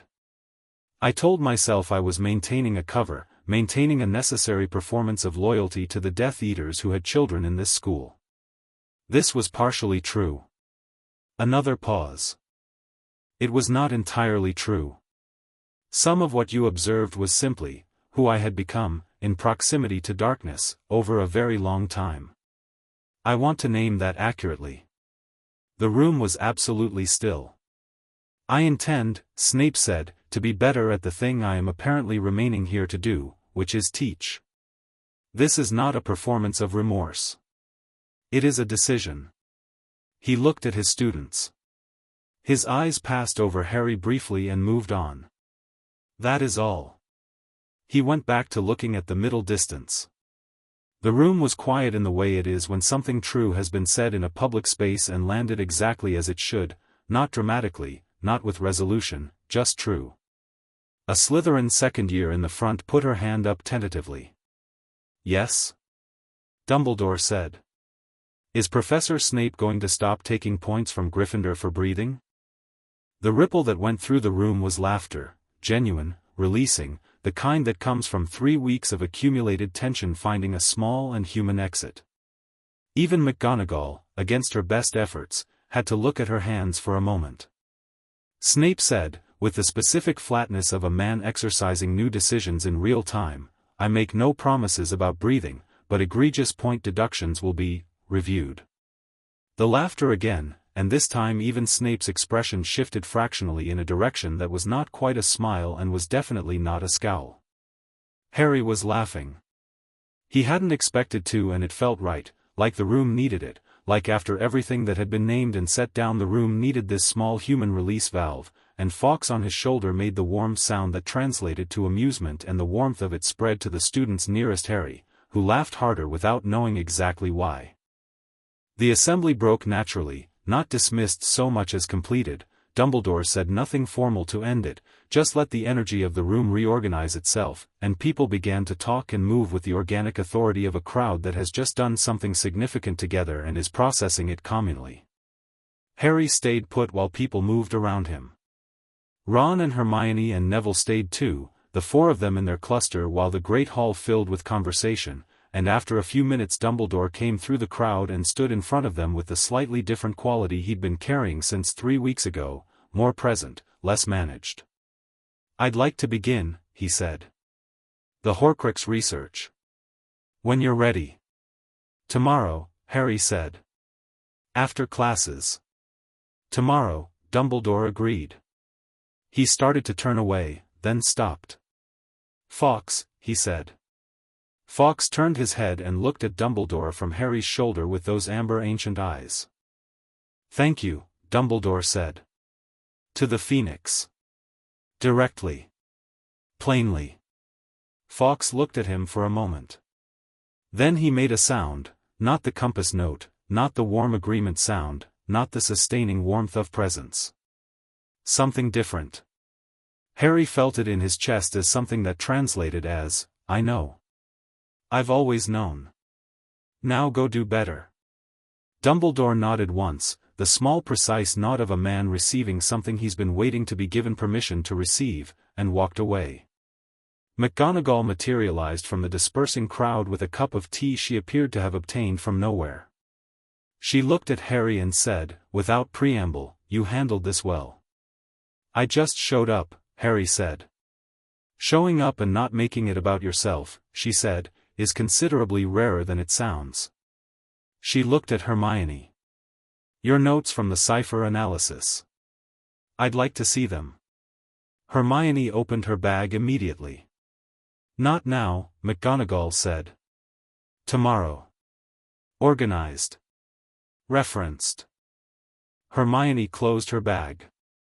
"Yes, Professor." "Good." McGonagall looked at Ron and Neville with equal gravity. "All 4 of you are in detention next Saturday for leaving your dormitory after hours 3 weeks ago." "But we," Ron started. "Retrieved a powerful magical artifact, neutralized a dark entity, and potentially prevented a catastrophe," McGonagall said. "Yes. That is also true. Both things are true. The school needs to run on rules, and you need to understand that doing the right thing doesn't exempt you from rules that exist for reasons beyond this specific instance." She paused. "The detention is cleaning the trophy room without magic, which is dull but not damaging. It is also, incidentally, the same detention I served in 1953 when I did something considerably less justified and considerably more entertaining." Something moved across her face that was absolutely not a smile. "That is all." She walked away. Ron looked after her. "Was that a—" she almost smiled. "She definitely almost smiled," Neville confirmed. "It was a smile," Hermione said. "It was functionally a smile," Harry said. In the McGonagall dialect. By the time Harry finally left the Great Hall it was past 5, the late afternoon light going gold and long through the high windows. Most of the students had filtered out. A few clusters remained, conversation still running, the room maintaining something of the afternoon's particular quality even in its emptying. Near the door, Malfoy was standing alone. Crabbe and Goyle were somewhere behind him, but there was a gap between Malfoy and them that was wider than usual, had been wider for 3 weeks now, a gap that seemed to be growing rather than closing. Malfoy was looking at the floor where the afternoon had happened, at the slight indentation of feet on stone and the quality of a room that has been through something. He looked up when Harry approached, and his expression did the complicated thing, the automatic armor going up, and then something deciding not to bother with the full armor, and what was underneath being less polished and more real. "He admitted it," Malfoy said. "About my father." "He did," Harry said. "My father's going to be," Malfoy stopped. "When this gets back to him properly. He's going to be angry," Harry offered. "Not just angry," Malfoy said. "Embarrassed. Which is worse, for him." He paused. "He doesn't handle embarrassment well." Harry looked at him. "What are you going to do about it?" "I don't know," Malfoy said, and the plainness of it was startling in Malfoy's voice, which was usually well inhabited by performance. "I've been telling myself I know but I don't." He looked at Harry with the expression of someone about to say something they've been not saying for 3 weeks. What you said outside the library. About making your own choices. The ones nobody made for you. I meant it, Harry said. I know, Malfoy said. That was the problem. He picked up his bag. I don't know what those look like yet. My own choices. I don't think I've ever made one. He said it with the stark self-awareness of someone who has just audited their own life and is not pleased with the inventory. Harry could have said something reassuring. He didn't, because Malfoy wasn't asking for reassurance and the Phoenix clarity didn't traffic in it. You're making one right now, Harry said. Saying that out loud, to me, without anyone watching you do it. Malfoy considered this. His mouth did something that was too complicated to call a smile and too genuine to call nothing.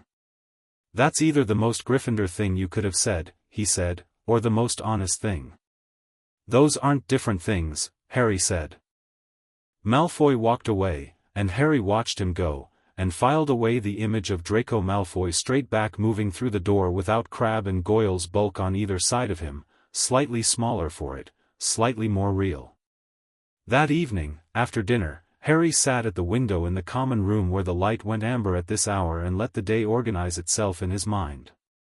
Fawkes was on the window ledge, looking out at the grounds with those ancient eyes, the last light catching his feathers and making fire of them. Hermione was at a table with her notes, adding the afternoon's assembly to her documentation with the focused care of someone who understands that the accurate record of true things is its own form of protection. Ron was playing chess with Dean, losing deliberately because Dean was still learning and Ron had the patience, when he chose to use it, of someone who genuinely loves the game more than winning it. Neville was by the fire writing to his grandmother again. Harry watched them. His friends, he thought. Actually his. Not arranged, not positioned, not pieces moved into his orbit by someone else's plan. He had found them himself in the middle of chaos and they had stayed. Fawkes turned from the window and looked at him. Harry said, "What do you think the next part looks like?" The Phoenix made a sound, longer this time, complex, a whole sentence of notes. Harry felt it arrive in layers, difficult, and longer than you'd like, and there will be setbacks, and some of the people you've opened doors for will close them again because that's what frightened people do, and the Horcruxes are scattered and dangerous and finding them will require things of you that you can't yet see. And all of that is true. A pause. And you're not alone in any of it. No, Harry agreed. I'm not. He looked at his friends in the firelight. He looked at the common room that was his, the castle that was his, the year that was entirely not what anyone had planned and was better for it. He looked at Fawkes, who burned on the window ledge in the amber light like a small piece of the sun that had decided to take up residence here and found the arrangement satisfactory. Tomorrow, Harry said. The Phoenix fire was warm on his face, and outside the window the grounds were going dark, and somewhere in the castle Dumbledore was preparing materials for tomorrow's research meeting, and Snape was reviewing 20 years of dark knowledge for what was useful and what was essential, and somewhere in the ministry Tonks was writing reports that were going to cause political disruption before they caused anything good, and all of it was in motion. The door was open. The direction was forward. The pieces on the board were finally moving by their own will. Harry picked up his charms homework and did it by the fire, Fawkes's warmth at his back, and the night came down around the castle without incident. Chapter 6, Rising the Horcrux research began on a Wednesday and immediately became the most complicated thing Harry had ever sat in the middle of, which was saying something given the last 5 weeks. Dumbledore's office held 6 people comfortably and 8 people with the specific friction of a space being used for more than its intended geometry. Harry, Hermione, Ron, Neville, Snape, and Dumbledore arranged themselves around the circular room with the unself-conscious pragmatism of people who have more important things to think about than seating, and Fawkes perched on the desk in the center of everything like a living compass point. Dumbledore had prepared. The evidence of it was in the quality of the materials laid out, not just notes but maps, connected timelines, photographs of objects, cross-referenced files built across years of careful observation. The old man had, Harry understood immediately, been building toward this conversation for a very long time and had spent the past 3 weeks deciding what it looked like when you built toward it with someone instead of for them. "There are 6, Dumbledore said, without preamble. "I believe. 6 Horcruxes created, one of which was the fragment in Quirrell, which is now destroyed by Fawkes's presence and the subsequent intervention at St. Mungo's." He touched a photograph on the desk, a ring, old gold, cracked stone setting. "The others." What followed was 3 hours that Harry would later think of as the moment the actual work began. Not the dramatic work, the stone, the confrontation, the assembly. The other work. The patient, difficult, intellectually demanding work of understanding a problem completely before trying to solve it, which was harder and less satisfying and more necessary.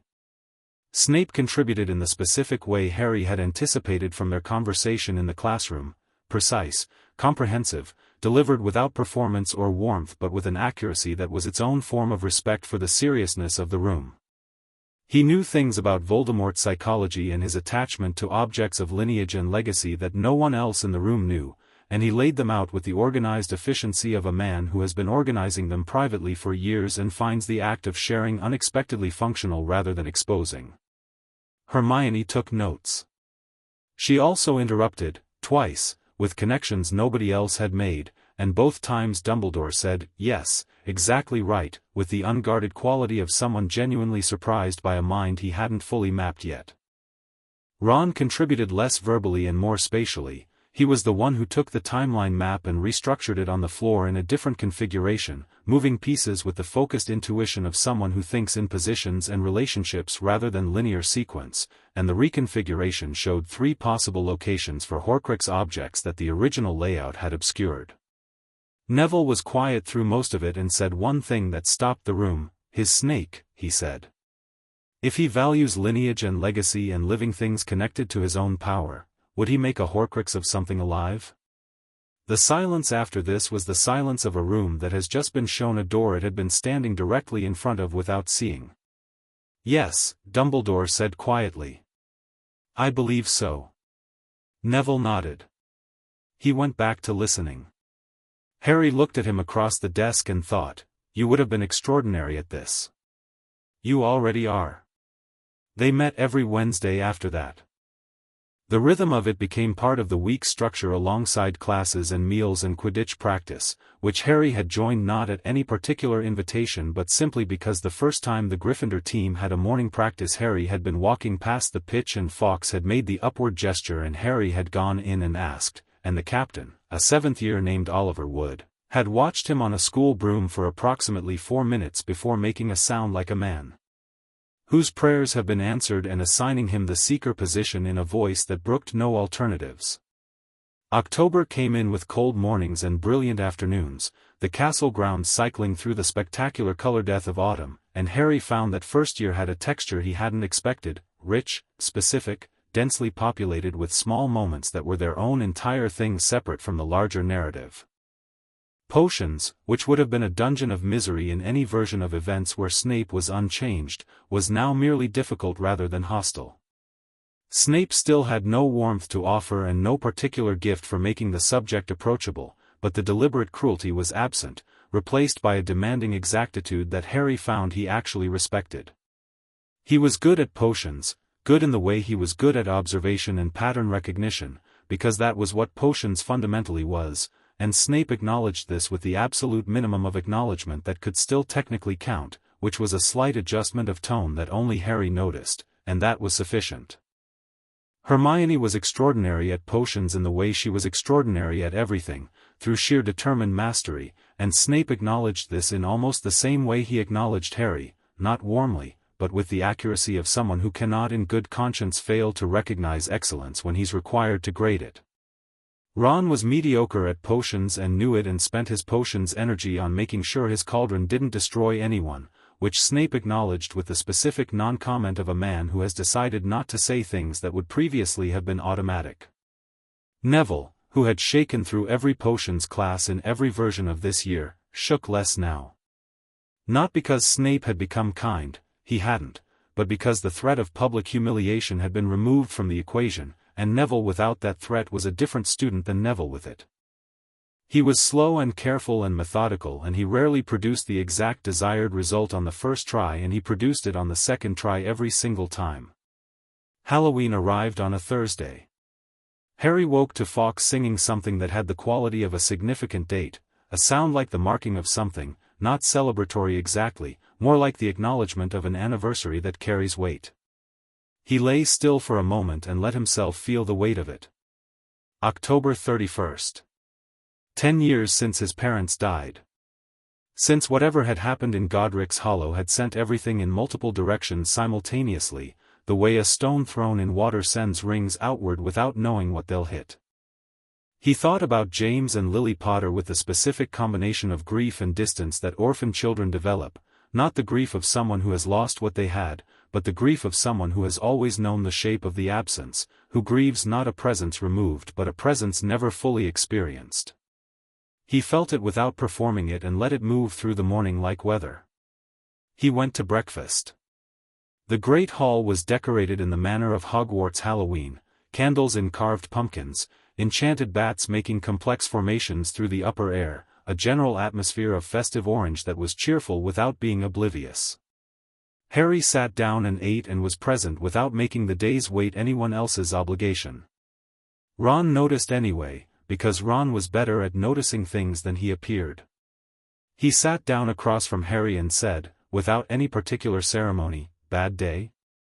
"Medium day," Harry said. "Can I do anything?" "You're already doing it," Harry said. Ron nodded and reached for the pumpkin juice, and the conversation moved on, and that was exactly what was needed. The morning passed without incident through 2 classes and lunch, and Harry was leaving the great hall after lunch when he heard it, a sound from somewhere below, a sound he recognized in the register Fawkes had been training him in without training him, the register of something that should not be happening. He stopped. Fawkes went absolutely still on his shoulder. The compass needle. "What?" Hermione said, reading his face. "Below us," Harry said. He moved. Not running, fast walking, the pace that looks less alarming in corridors and achieves the same ground coverage. The others fell in immediately. Down the nearest staircase, 2nd floor, 1st floor, down toward the dungeons, the troll was in the corridor outside the girls' bathroom on the ground floor. It was enormous. 12 feet of grey-green mass with a club the size of a tree trunk, and it had arrived from the main dungeon corridor somehow. Harry processed this quickly, the open door at the end, the dungeon access, someone had let it in, and it was turning its massive head with the confused aggression of something that has been placed in an environment it doesn't understand and is defaulting to destruction. Harry assessed it in under 2 seconds. The club was the threat. The size made it slow. The low ceiling meant the club had limited vertical clearance, which was the limiting factor on its swing arc. "Hermione, Ron, Neville, stay back," Harry said. "Not a request. Clear and direct." "Absolutely not," Hermione said. He would have argued except there was no time. "Then do exactly what I say, immediately, without discussion." "Obviously," she said. The troll swung its club and Harry moved sideways and the club hit the stone wall and left a crater the size of a dinner table, and the troll roared with the massive stupid fury of something that has never faced meaningful resistance. Harry was already moving to the other side, drawing its attention, because the thing about a troll was that it tracked movement, and if you were moving it was oriented toward you and not toward anything else. "Hermione, the club," Harry said. "Immobilize it. The grip. Now." Hermione's wand was out. "Wingardium Leviosa," she said, and the enormous club lifted out of the troll's grip with the inexorable certainty of a spell cast by someone who has never failed to produce this spell correctly in practice, and she sent it into the corridor ceiling, where it jammed between stone and stayed. The troll looked at its empty hands with the baffled expression of something whose entire tactical framework has just been removed. "Ron, distraction. Keep it looking at you. Move." Ron was already moving, making noise, throwing a piece of debris from the wall crater down the corridor, and the troll's enormous head swiveled with bovine focus. Harry walked toward the troll. Fawkes lifted from his shoulder and rose to the corridor ceiling and hung there like a second sun, and the warmth from the phoenix filled the corridor, and the troll went momentarily still, not pacified, not tamed, but arrested, the animal instinct encountering something that did not fit its experience. Harry pointed his wand at the troll's left knee and said, "Stupefy," in the clear even voice of someone who has been practicing in the common room at nights for 5 weeks, and the spell hit the joint and the troll listed hard to the right, and Harry was already moving for the right knee. "Stupefy," and the troll went down with a sound that was felt as much as heard, the whole corridor shaking, the pumpkin carved into a nearby niche briefly losing its candle. The corridor went quiet. Harry stood in the dust from the crater and looked at the unconscious troll and felt nothing particular about it, no spike of adrenaline afterward, no shaking, just the clean processing of a thing that needed doing and was done. He thought, that was simpler than most of October. Fawkes came down from the ceiling and resumed the shoulder position with calm dignity. "Nice," Ron said, from down the corridor. The Wingardium Leviosa was the critical piece, Harry said to Hermione. Without the club it was just a very large confused thing. Hermione, who had been processing the experience with the combined expressions of terror that has just passed and intellectual inventory in progress, said, "I know. That's why I did it." She looked at the troll. She looked at Harry. "Did you know it would work?" "I was confident," he said. "Not certain. Confident is usually enough to start." McGonagall arrived approximately 90 seconds later with Snape and Flitwick in her wake, and the tableau they encountered, one unconscious troll, no injured students, 3 first-years looking largely composed, and Harry Potter standing in the corridor dust with a phoenix on his shoulder and a wand held loosely at his side, caused McGonagall to stop at the corridor entrance and perform a visible internal calculation. "Mr. Potter," she said. "Professor." The troll. Unconscious. Both knees. Hermione disarmed it first, Ron provided distraction. He was very deliberate about this. It was a group effort. McGonagall looked at Hermione and Ron with the expression of someone revising upward. She looked at the troll. She looked at Snape. Snape was looking at the troll with the expression of a man examining evidence. He walked past Harry, past the troll, to the open dungeon door at the end of the corridor, and crouched and examined something on the floor. "The lock," he said. "It was open from the outside." McGonagall straightened. "Someone let it in." "Someone let it in," Snape confirmed, in the flat voice that meant he had a theory and it was not a comfortable one. Harry had a theory too. He filed it alongside the other theories and said nothing yet. The troll was removed by Dumbledore, who arrived 5 minutes later and dealt with it with a quiet efficiency that involved a complex restraint spell and a communication to the creatures department, and then stood in the corridor and looked at Harry with the steady gaze of someone who has stopped being surprised and started being attentive. "Who let it in?" Harry said. "I don't know yet," Dumbledore said. "But you have a thought." "I have a thought," Dumbledore said. "One of the people who knew about the Horcrux research meetings. The timing, today, Halloween, when I am reliably distracted by my own grief and the staff is occupied with the feast preparations, someone who knew this would be a moment of reduced vigilance." Harry stood with that. "Someone in the meetings. Or someone adjacent to them," Dumbledore said. "Someone who has been informed of their existence and content." He looked at Harry directly. "I don't believe it's anyone in that room." "Neither do I," Harry said. "But we should be careful about what gets said near who from now on." Dumbledore nodded. "Then, with something careful in it, there is a possibility we haven't discussed openly. The Horcruxes. There is a theory. I have been reluctant to raise it because the evidence is incomplete and the implication is," he stopped. "Harry. When Voldemort attacked you as an infant.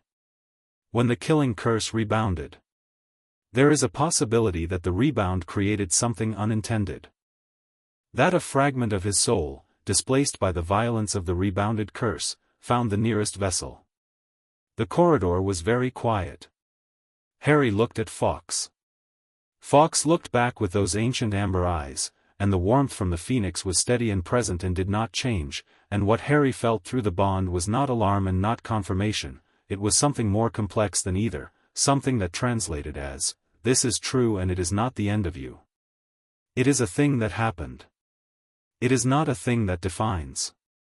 "I'm a Horcrux," Harry said. "I believe you may contain one," Dumbledore said carefully. "That is not the same thing." "What does that mean for destroying it?" Harry said. Dumbledore was quiet for a moment. "In the original plan," he said, and he said it with the flatness of someone naming a thing they find repugnant, "the intended method was that Voldemort would kill you, destroying the fragment, and then be killed in turn because his own protective anchors would be stripped away." He paused. "I am no longer interested in that plan." "Good," Harry said. "Because I'm not dying for him. There's another way." "There may be," Dumbledore said. "I have been researching. There are accounts of Horcrux removal through sufficiently powerful magical intervention. It has never been done in a living host. But," he looked at Fawkes, "the Phoenix bond may provide something relevant. The fire that bonds. The regeneration." Harry looked at Fawkes again. Fawkes made a sound, long, complex, the song that was not just music but meaning, and Harry felt it arrive in full, "Yes. There is a way. It will cost something real. Not your life. But something.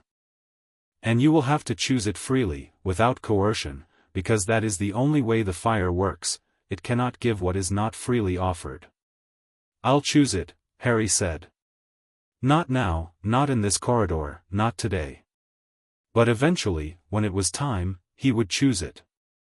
Dumbledore looked at him with the expression that had become his default when looking at Harry over the past weeks, something that was not guilt and not admiration but occupied the territory between them, the territory of a man watching someone be exactly who they are without the interference of anyone else's plans. "I know," Dumbledore said quietly. "I believe you." They went back inside. The feast happened that evening, the Halloween decorations doing their orange and candle work, the bats making their enchanted formations overhead, and Harry ate and talked and watched the room with the peripheral attention that was by now simply how he moved through the world, tracking the staff table, tracking the student body, noting the absence of comfortable certainty that had characterized this place before the feast 5 weeks ago and finding the absence was actually better than what had replaced it, because what had replaced it was something more honest.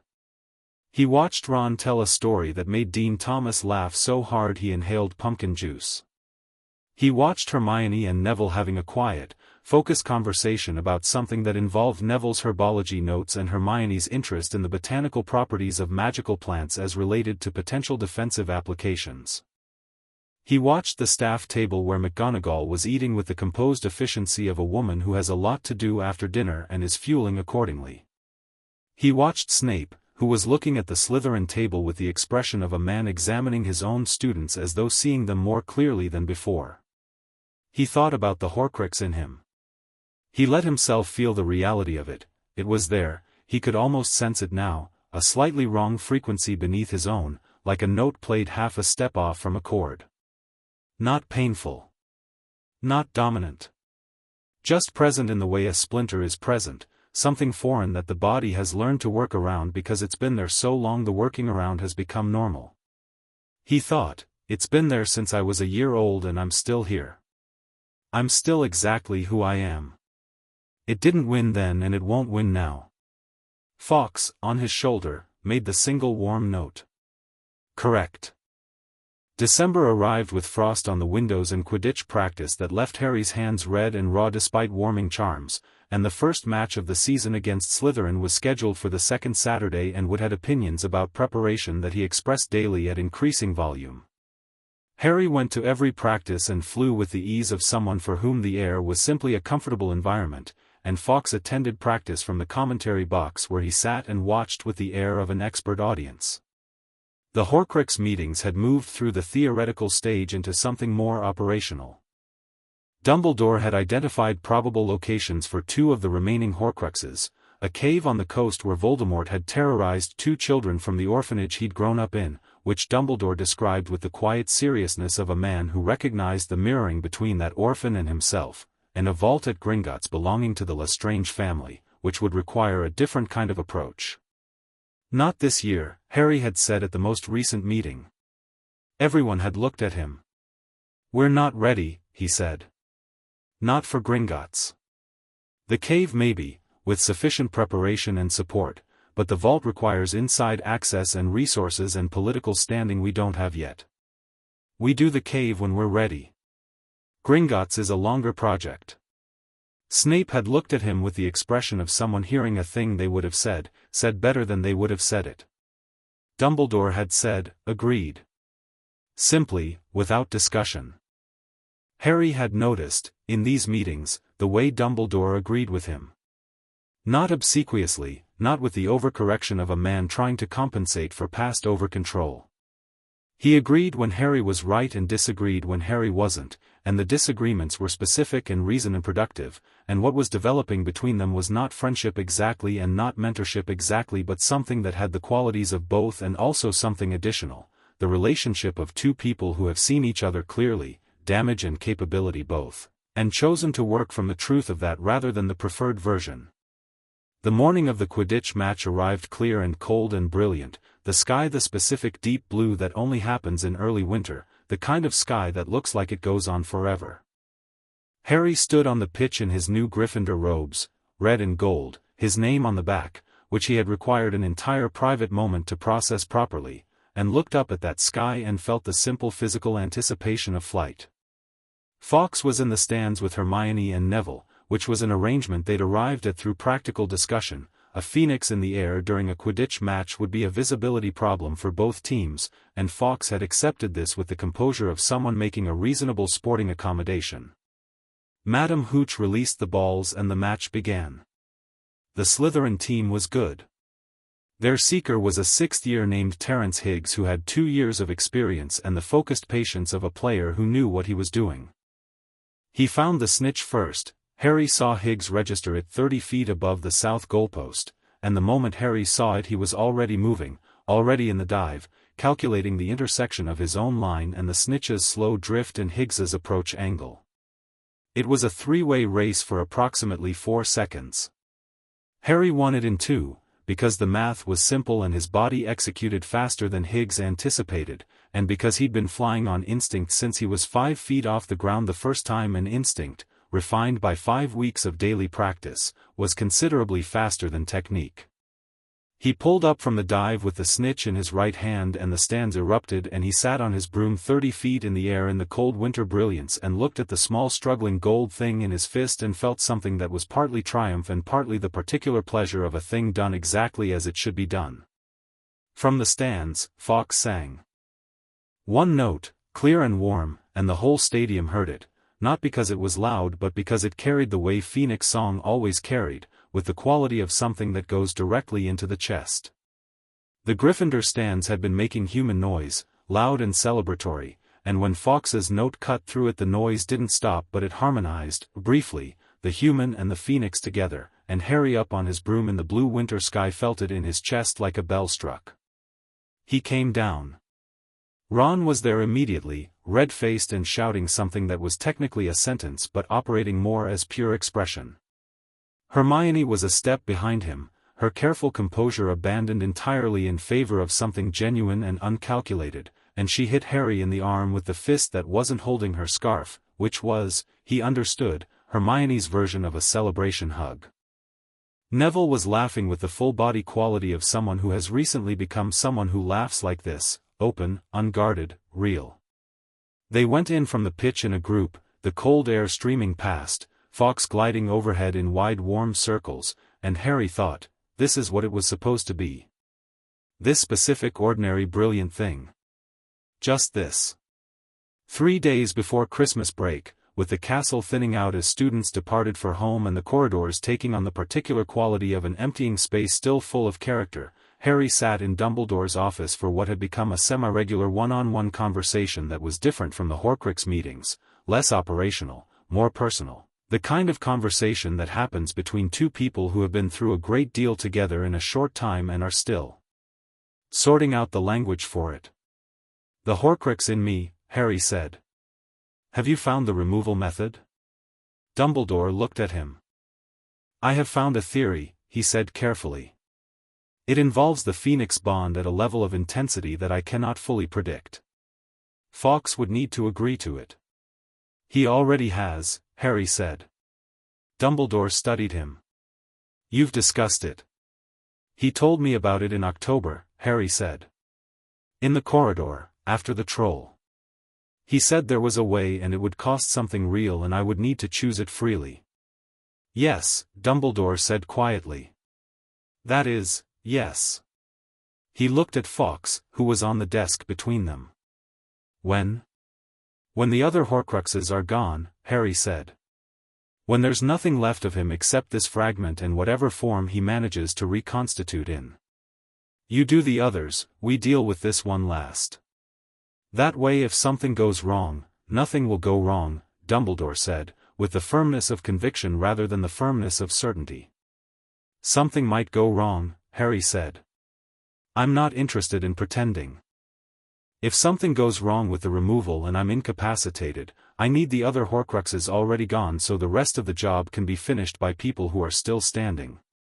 He looked at Dumbledore directly. "That's the plan." Dumbledore was quiet for a long moment. He looked at Harry with that expression, damage and capability, both seen, both held. "You've thought about dying," Dumbledore said. "I've thought about the possibility," Harry said. "It's not the same thing. I've also thought about every other possibility in considerably more detail." He paused. "I'm not planning to die. I'm planning to win. But planning to win doesn't mean pretending that risks don't exist." Dumbledore said, very quietly, "You are extraordinary." "I'm practical," Harry said. "They're not different things," Dumbledore said, and the echo of Harry's words to Malfoy from the corridor was clearly not intentional and was precisely true, and they both acknowledged this with a small silence that was not uncomfortable. On the last day of term, with most students gone and the castle in its quiet holiday mode, Harry sat on the window ledge in the tower room that had, over the course of the first term, become the place he came when he needed to think without walls. It wasn't a secret, Hermione knew, Ron knew, the castle knew in whatever way castles know things, but it was his specific spot, the stone ledge worn smooth by the weight of generations of students sitting on it, the window looking out over the grounds and the lake and the forbidden forest and beyond that the world. Ron and Hermione were going home for Christmas. Neville was going to his grandmother.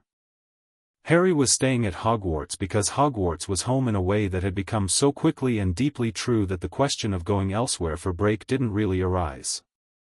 He'd said goodbye to them in the entrance hall, Ron with a punch to the arm and a promise to write and the information that his mother was sending Harry a Weasley jumper which apparently was not optional, delivered with the pride of someone announcing something they know to be genuinely good news.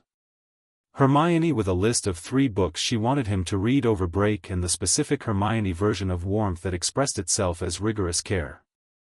Neville, last, who looked at Harry in the entrance hall with the expression of someone who has been walking taller for the past 3 months and knows why, and said simply, "See you after Christmas," and meant a great deal more than that. Harry sat on the window ledge with Fawkes beside him, the both of them looking out at the snow-covered grounds in the pale winter light, and he thought about the first term as a complete thing. What it had been, what had changed, what was still in motion. Voldemort was not gone. He was reduced, the Quirrell fragment destroyed, the stone secured, the shade without a host for the first time in a year, but he was not gone, and wherever his remaining consciousness resided it was engaged in the patient work of persistence that dark things do when they cannot do anything else. There were 5 Horcruxes still to find. There was a fragment in Harry's own scar that needed to be extracted without killing him. There was political disruption at the Ministry that Tonks's reports had set in motion and which would take years to resolve. There was Lucius Malfoy, who knew more than he'd admitted and who had a son at Hogwarts who was in the middle of becoming someone nobody had planned for. There was the long work ahead. Harry looked at Fawkes. The Phoenix looked back. "You knew all of this," Harry said. "When you chose me. You knew what was coming." Fawkes made a sound, complex, layered, the one that arrived as full meaning rather than impression. Harry received it. "I knew the shape of it. Not every detail. But the shape, yes. Long and difficult and real. I chose you because of how you'd carry it. Not despite how you were shaped by the past. Because of who you'd become from it." "And if I'd been different?" Harry asked. "If the cupboard and the Dursleys and the years of being nothing had made me smaller? Harder in the wrong ways? Then I would have waited longer," Fawkes said, in his soundless Phoenix language. "There is always a choice. You made yours before I arrived, every small act of not becoming bitter, not becoming cruel, choosing to see clearly despite every incentive to close your eyes. I didn't create those choices. I witnessed them." Harry sat with this for a while. Outside, snow was beginning to fall, light and unhurried, covering the grounds in the particular white silence of early winter that makes the world look like a clean sheet of paper. "The others," Harry said. "Not meaning the Horcruxes. Hermione and Ron and Neville. They're part of this now." "Yes. Because of me." "Because of themselves," Fawkes corrected, and the correction had the warmth of something important. "You opened space. They chose to enter it." Harry nodded. He looked at the snow falling on the frozen lake, at the dark line of the forbidden forest, at the gatehouse where the Aurors had entered in the grey dawn of early September. He thought about Tonks in the Ministry. He thought about Snape in the dungeons reviewing 20 years of dark knowledge with a new purpose. He thought about Dumbledore in this castle making different choices than the ones he'd been making since 1945. He thought about Quirrell in St. Mungo's learning to be himself again. He thought about Voldemort, wherever he was, whatever fragment remained, existing in the cold persistence of the unfinished, and he thought, "You made the choices that brought you here. And I'll make the choices that finish this." No bravado in it. Just statement. Just the same clear Phoenix quality that had been with him since the first night, seeing things as they were, moving toward them without flinching. "Next term," Harry said. Fawkes made the sound that meant yes, forward, ready. Harry stayed on the ledge until the snow had covered the grounds in a clean white layer and the light had gone silver and the castle behind him had settled into its holiday quiet, the specific piece of a large building that has survived a great deal and is accustomed to surviving, and he let himself feel it, this specific moment, the weight of the term behind him, the weight of everything ahead, and between them this clean window of winter.